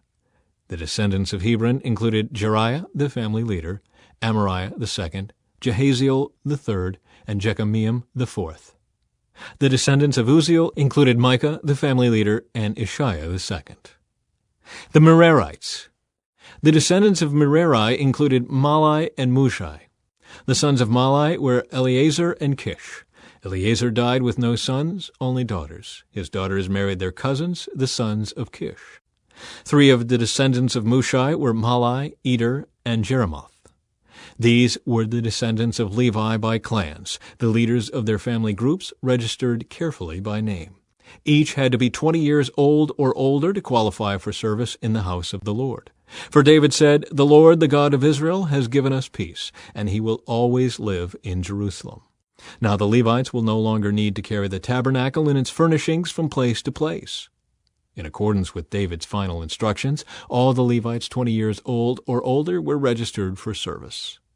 The work of the Levites was to assist the priests, the descendants of Aaron, as they served at the house of the Lord. They also took care of the courtyards and side rooms, helped perform the ceremonies of purification, and served in many other ways in the house of God. They were in charge of the sacred bread that was set out on the table, the choice flour for the grain offerings, the wafers made without yeast, the cakes cooked in olive oil, and the other mixed breads. They were also responsible to check all the weights and measures. And each morning and evening they stood before the Lord to sing songs of thanks and praise to him. They assisted with the burnt offerings that were presented to the Lord on Sabbath days, at new moon celebrations, and at all the appointed festivals. The required number of Levites served in the Lord's presence at all times, following all the procedures they had been given. And so, under the supervision of the priests, the Levites watched over the tabernacle and the temple and faithfully carried out their duties of service at the house of the Lord. Chapter 24. Duties of the priests. This is how Aaron's descendants, the priests, were divided into groups for service. The sons of Aaron were Nadab, Abihu, Eleazar, and Ithamar. But Nadab and Abihu died before their father, and they had no sons. So only Eleazar and Ithamar were left to carry on as priests. With the help of Zadok, who was a descendant of Eleazar, and of Ahimelech, who was a descendant of Ithamar, David divided Aaron's descendants into groups according to their various duties. Eleazar's descendants were divided into 16 groups and Ithamar's into 8, for there were more family leaders among the descendants of Eleazar. All tasks were assigned to the various groups by means of sacred lots, so that no preference would be shown, for there were many qualified officials serving God in the sanctuary from among the descendants of both Eleazar and Ithamar. Shemaiah, son of Nethanel, a Levite, acted as secretary and wrote down the names and assignments in the presence of the king, the officials, Zadok the priest, Ahimelech, son of Abiathar, and the family leaders of the priests and Levites. The descendants of Eleazar and Ithamar took turns casting lots. The first lot fell to Jehoiarib. The second lot fell to Jedaiah. The third lot fell to Haram. The fourth lot fell to Seorim. The fifth lot fell to Malchijah. The sixth lot fell to Mijamin. The seventh lot fell to Hakaz. The eighth lot fell to Abijah. The ninth lot fell to Jeshua. The 10th lot fell to Shechaniah. The 11th lot fell to Eliashib. The 12th lot fell to Jachim. The 13th lot fell to Huppah. The 14th lot fell to Jeshabeab. The 15th lot fell to Bilgah. The 16th lot fell to Immer. The 17th lot fell to Hezer. The 18th lot fell to Hapizes. The 19th lot fell to Pethahiah. The 20th lot fell to Jehezkel. The 21st lot fell to Jachin. The 22nd lot fell to Gamul. The 23rd lot fell to Deliah. The 24th lot fell to Maaziah. Each group carried out its appointed duties in the house of the Lord according to the procedures established by their ancestor Aaron in obedience to the commands of the Lord, the God of Israel. Family leaders among the Levites. These were the other family leaders descended from Levi. From the descendants of Amram, the leader was Shebuel. From the descendants of Shebuel, the leader was Jediah. From the descendants of Rehabiah, the leader was Ishiah. From the descendants of Izhar, the leader was Shelemith. From the descendants of Shelemith, the leader was Jahath. From the descendants of Hebron, Jeriah was the leader. Amariah was second, Jehaziel was third, and Jekameam was fourth. From the descendants of Uzziel, the leader was Micah. From the descendants of Micah, the leader was Shemer, along with Ishiah, the brother of Micah. From the descendants of Ishiah, the leader was Zechariah. From the descendants of Merari, the leaders were Malai and Mushai. From the descendants of Jaaziah, the leader was Beno. From the descendants of Merari through Jaaziah, the leaders were Beno, Shoham, Zaccur, and Ibri. From the descendants of Malai, the leader was Eleazar, though he had no sons. From the descendants of Kish, the leader was Jeremiel. From the descendants of Mushai, the leaders were Malai, Eder, and Jeremoth. These were the descendants of Levi in their various families. Like the descendants of Aaron, they were assigned to their duties by means of sacred lots, without regard to age or rank.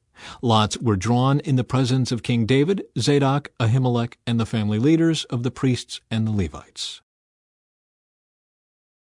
Chapter 25. Duties of the musicians. David and the army commanders then appointed men from the families of Asaph, Heman, and Jeduthun to proclaim God's messages to the accompaniment of lyres, harps, and cymbals. Here is a list of their names and their work. From the sons of Asaph, there were Zaccur, Joseph, Nethaniah, and Azarellah. They worked under the direction of their father Asaph, who proclaimed God's messages by the king's orders. From the sons of Jeduthun, there were Gedaliah, Zeri, Jeshaiah, Shimei, Hashabiah, and Mattithiah, 6 in all. They worked under the direction of their father Jeduthun, who proclaimed God's messages to the accompaniment of the lyre, offering thanks and praise to the Lord. From the sons of Heman, there were Bukiah, Mattaniah, Uzziel, Shubael, Jeremoth, Hananiah, Hanani, Eliathah, Gedaltai, Romantiezer, Joshbekashah, Malothi, Hathir, and Mahazioth. All these were the sons of Heman, the king's seer, for God had honored him with 14 sons and 3 daughters. All these men were under the direction of their fathers as they made music at the house of the Lord. Their responsibilities included the playing of cymbals, harps, and lyres at the house of God. Asaph, Jeduthun, and Heman reported directly to the king. They and their families were all trained in making music before the Lord, and each of them, 288 in all, was an accomplished musician. The musicians were appointed to their term of service by means of sacred lots, without regard to whether they were young or old, teacher or student. The first lot fell to Joseph of the Asaph clan and 12 of his sons and relatives. The second lot fell to Gedaliah and 12 of his sons and relatives. The third lot fell to Zaccur and 12 of his sons and relatives. The fourth lot fell to Zeri and 12 of his sons and relatives. The fifth lot fell to Nethaniah and 12 of his sons and relatives. The sixth lot fell to Bukiah and 12 of his sons and relatives. The seventh lot fell to Asarellah and 12 of his sons and relatives. The eighth lot fell to Jeshaiah and 12 of his sons and relatives. The ninth lot fell to Mattaniah and 12 of his sons and relatives. The 10th lot fell to Shimei and 12 of his sons and relatives. The 11th lot fell to Uzziel and 12 of his sons and relatives. The 12th lot fell to Hashabiah and 12 of his sons and relatives. The 13th lot fell to Shubael and 12 of his sons and relatives. The 14th lot fell to Mattathiah and 12 of his sons and relatives. The 15th lot fell to Jeremoth and 12 of his sons and relatives. The 16th lot fell to Hananiah and 12 of his sons and relatives. The 17th lot fell to Joshbekashah and 12 of his sons and relatives. The 18th lot fell to Hanani and 12 of his sons and relatives. The 19th lot fell to Malathi and 12 of his sons and relatives. The 20th lot fell to Eliathah and 12 of his sons and relatives. The 21st lot fell to Hothar and 12 of his sons and relatives. The 22nd lot fell to Gedaltai and 12 of his sons and relatives. The 23rd lot fell to Mahazioth and 12 of his sons and relatives. The 24th lot fell to Romamti-Ezer and 12 of his sons and relatives. Chapter 26. Duties of the Gatekeepers. These are the divisions of the gatekeepers. From the Korahites there was Meshelemiah son of Kor, of the family of Abiasaph. The sons of Meshelemiah were Zechariah the oldest, Jediel the second, Zebediah the third, Jathniel the fourth, Elam the fifth, Jehohanan the sixth, and Elioenai the seventh. The sons of Obed-Edom, also gatekeepers, were Shemaiah the oldest, Jehozabad the second, Joah the third, Sakor the fourth, Nethanel the fifth, Amiel the sixth, Issachar the seventh, and Peulethai the eighth. God had richly blessed Obed-Edom. Obed-Edom's son Shemaiah had sons with great ability, who earned positions of great authority in the clan. Their names were Othni, Raphael, Obed, and Elzabad. Their relatives Elihu and Semachiah were also very capable men. All of these descendants of Obed-Edom, including their sons and grandsons, 62 of them in all, were very capable men, well qualified for their work. Meshelemiah's 18 sons and relatives were also very capable men. Hosa of the Merari clan appointed Shimri as the leader among his sons, though he was not the oldest.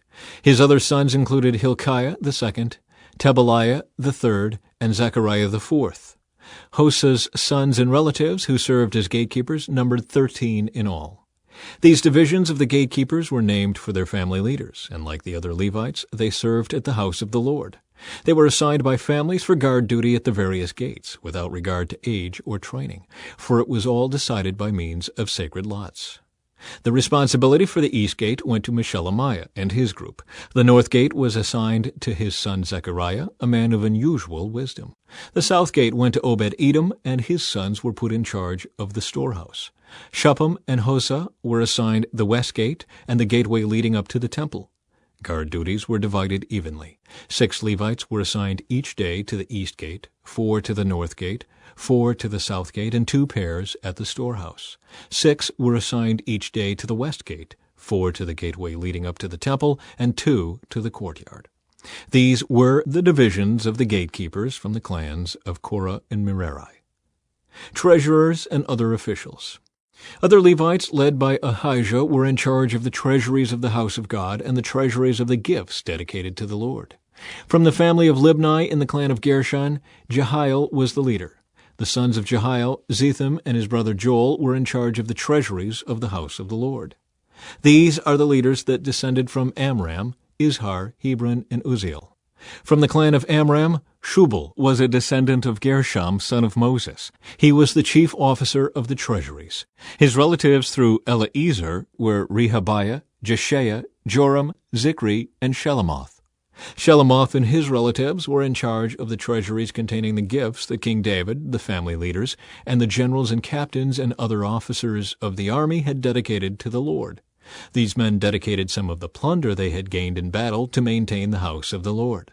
Shelomoth and his relatives also cared for the gifts dedicated to the Lord by Samuel the seer, Saul, son of Kish, Abner, son of Ner, and Joab, son of Zuriah.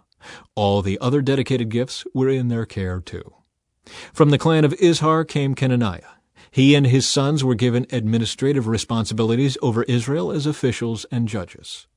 From the clan of Hebron came Hashabiah. He and his relatives, 1,700 capable men, were put in charge of the Israelite lands west of the Jordan River. They were responsible for all matters related to the things of the Lord and the service of the king in that area. Also from the clan of Hebron came Jeriah, who was the leader of the Hebronites according to the genealogical records. In the 40th year of David's reign, a search was made in the records, and capable men from the clan of Hebron were found at Jazer in the land of Gilead. There were 2,700 capable men among the relatives of Jeriah. King David sent them to the east side of the Jordan River and put them in charge of the tribes of Reuben and Gad and the half-tribe of Manasseh. They were responsible for all matters related to God and to the king. Chapter 27. Military commanders and divisions. This is the list of Israelite generals and captains and their officers who served the king by supervising the army divisions that were on duty each month of the year. Each division served for 1 month and had 24,000 troops. Joshabim, son of Zabdiel, was commander of the 1st Division of 24,000 troops, which was on duty during the 1st month. He was a descendant of Perez and was in charge of all the army officers for the 1st month. Dodai, a descendant of Ahoah, was commander of the 2nd Division of 24,000 troops, which was on duty during the 2nd month. Mikloth was his chief officer. Benaiah, son of Jehoiada the priest, was commander of the 3rd Division of 24,000 troops, which was on duty during the 3rd month. This was the Benaiah who commanded David's elite military group known as the 30. His son Ammizabad was his chief officer.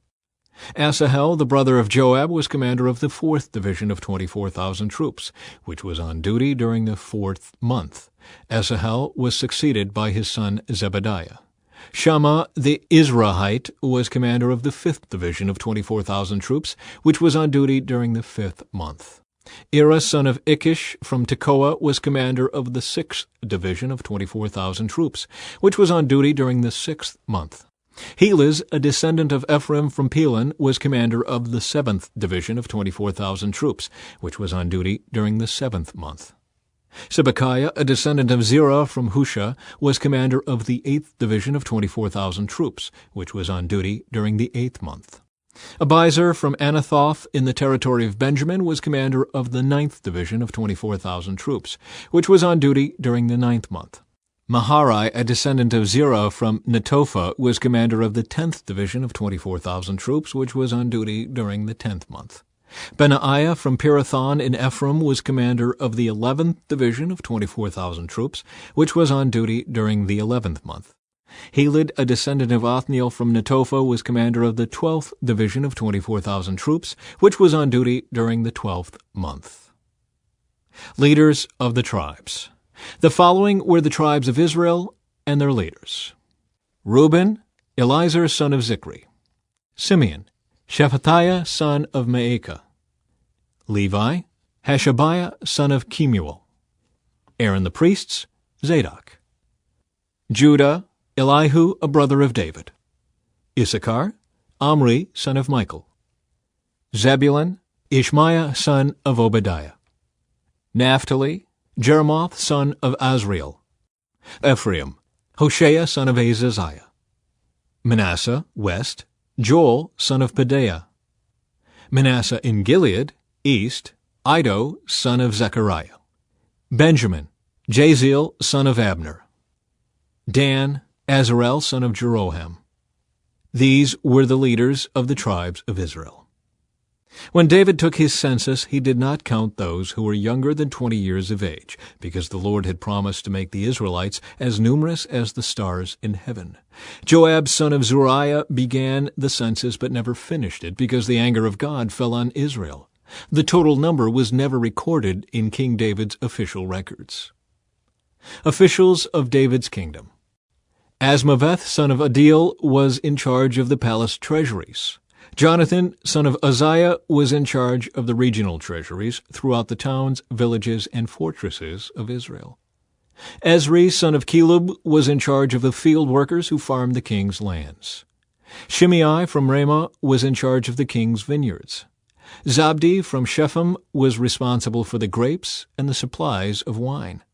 Baal-Hanan from Geder was in charge of the king's olive groves and sycamore fig trees in the foothills of Judah. Joash was responsible for the supplies of olive oil. Shitrai from Sharon was in charge of the cattle on the Sharon plain. Shaphat, son of Adli, was responsible for the cattle in the valleys. Obal the Ishmaelite was in charge of the camels. Jediah from Meronoth was in charge of the donkeys. Jaziz the Hagrite was in charge of the king's flocks of sheep and goats. All these officials were overseers of King David's property. Jonathan, David's uncle, was a wise counselor to the king, a man of great insight and a scribe. Jehiel the Hakmonite was responsible for teaching the king's sons. Ahithophel was the royal adviser. Hushai the Archite was the king's friend. Ahithophel was succeeded by Jehoiada, son of Benaiah, and by Abiathar. Joab was commander of the king's army. Chapter 28.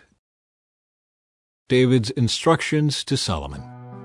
David summoned all the officials of Israel to Jerusalem, the leaders of the tribes, the commanders of the army divisions, the other generals and captains, the overseers of the royal property and livestock, the palace officials, the mighty men, and all the other brave warriors in the kingdom.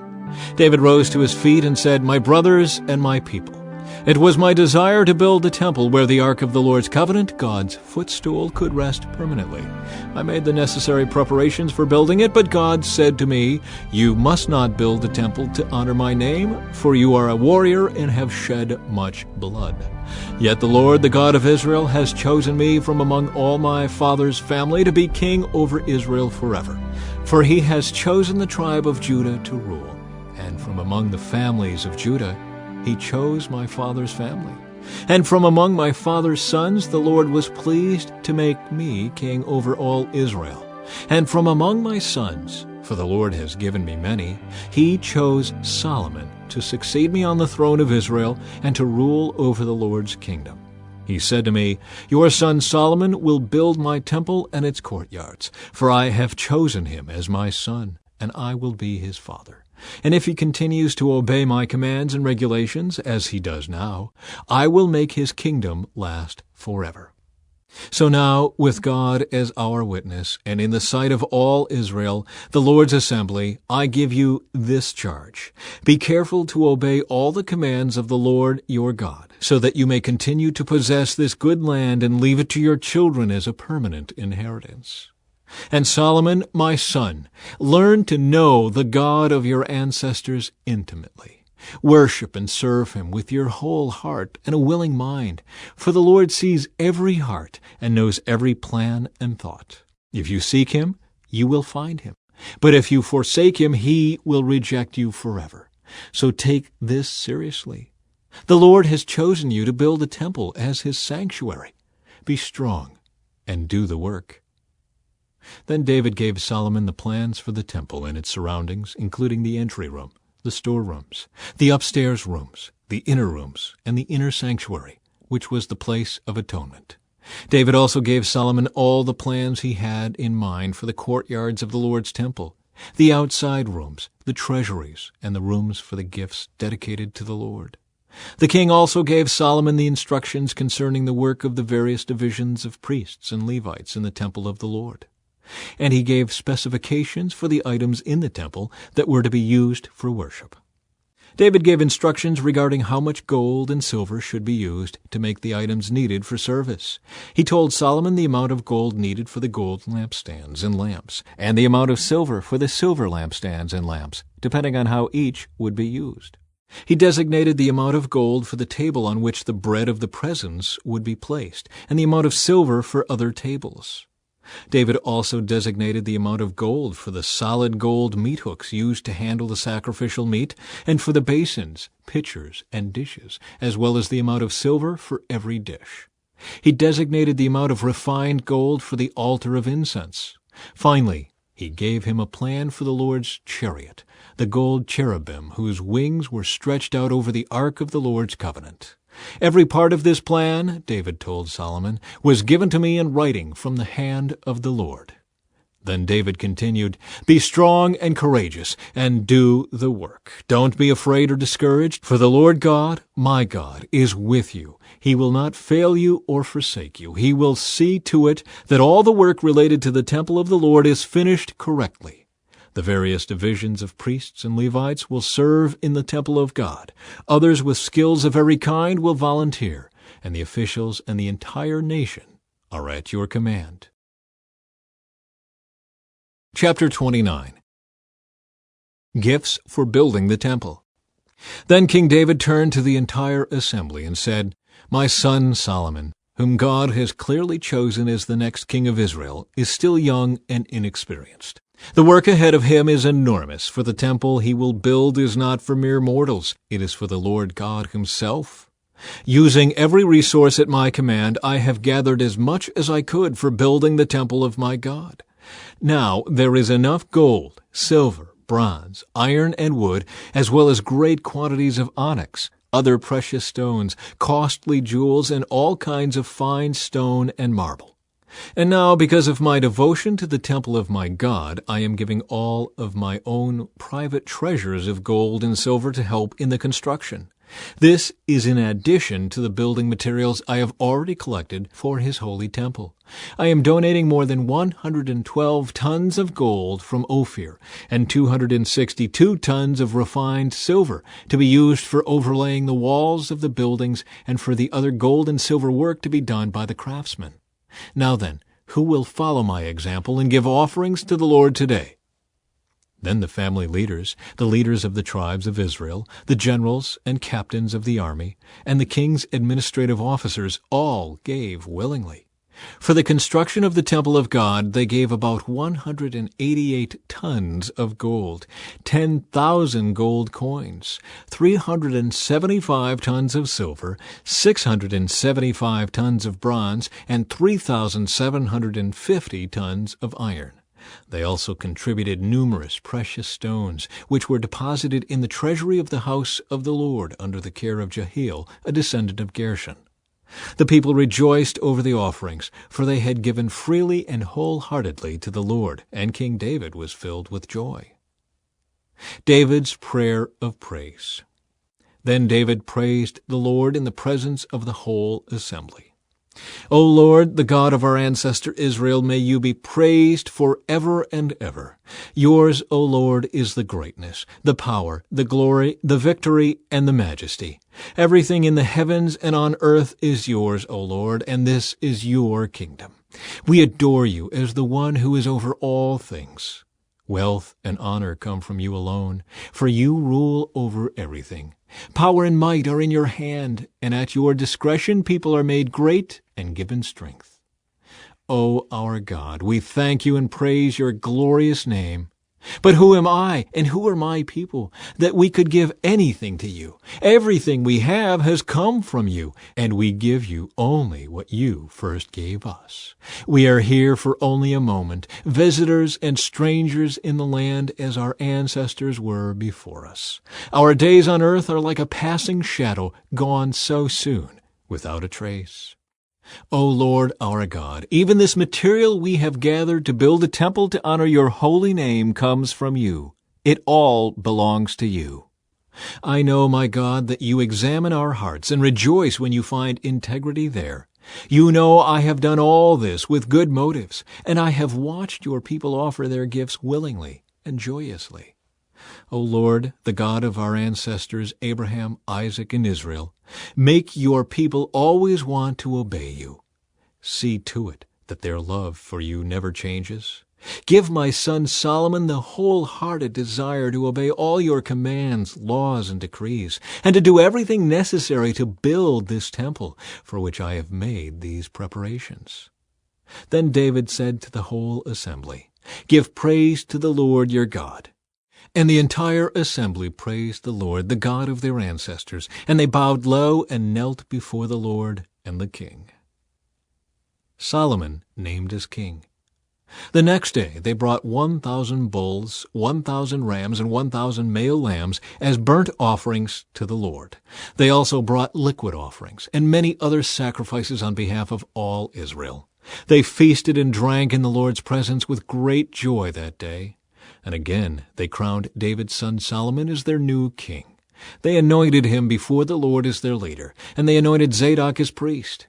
So Solomon took the throne of the Lord in place of his father David, and he succeeded in everything, and all Israel obeyed him.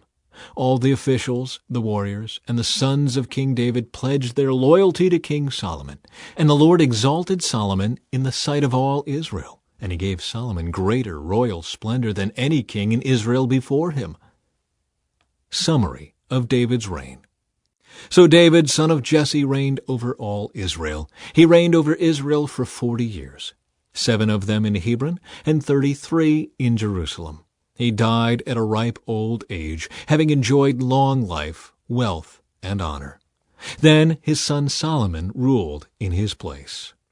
All the events of King David's reign from beginning to end are written in the record of Samuel the seer, the record of Nathan the prophet, and the record of Gad the seer. These accounts include the mighty deeds of his reign and everything that happened to him and to Israel and to all the surrounding kingdoms. Thank you for joining us on this Bible journey today. If this reading blessed you, please like this video to support our mission, subscribe to continue walking through the Bible with us, and share it with someone who needs God's Word in their life. Together, let's grow in faith, one day at a time. See you in the next reading.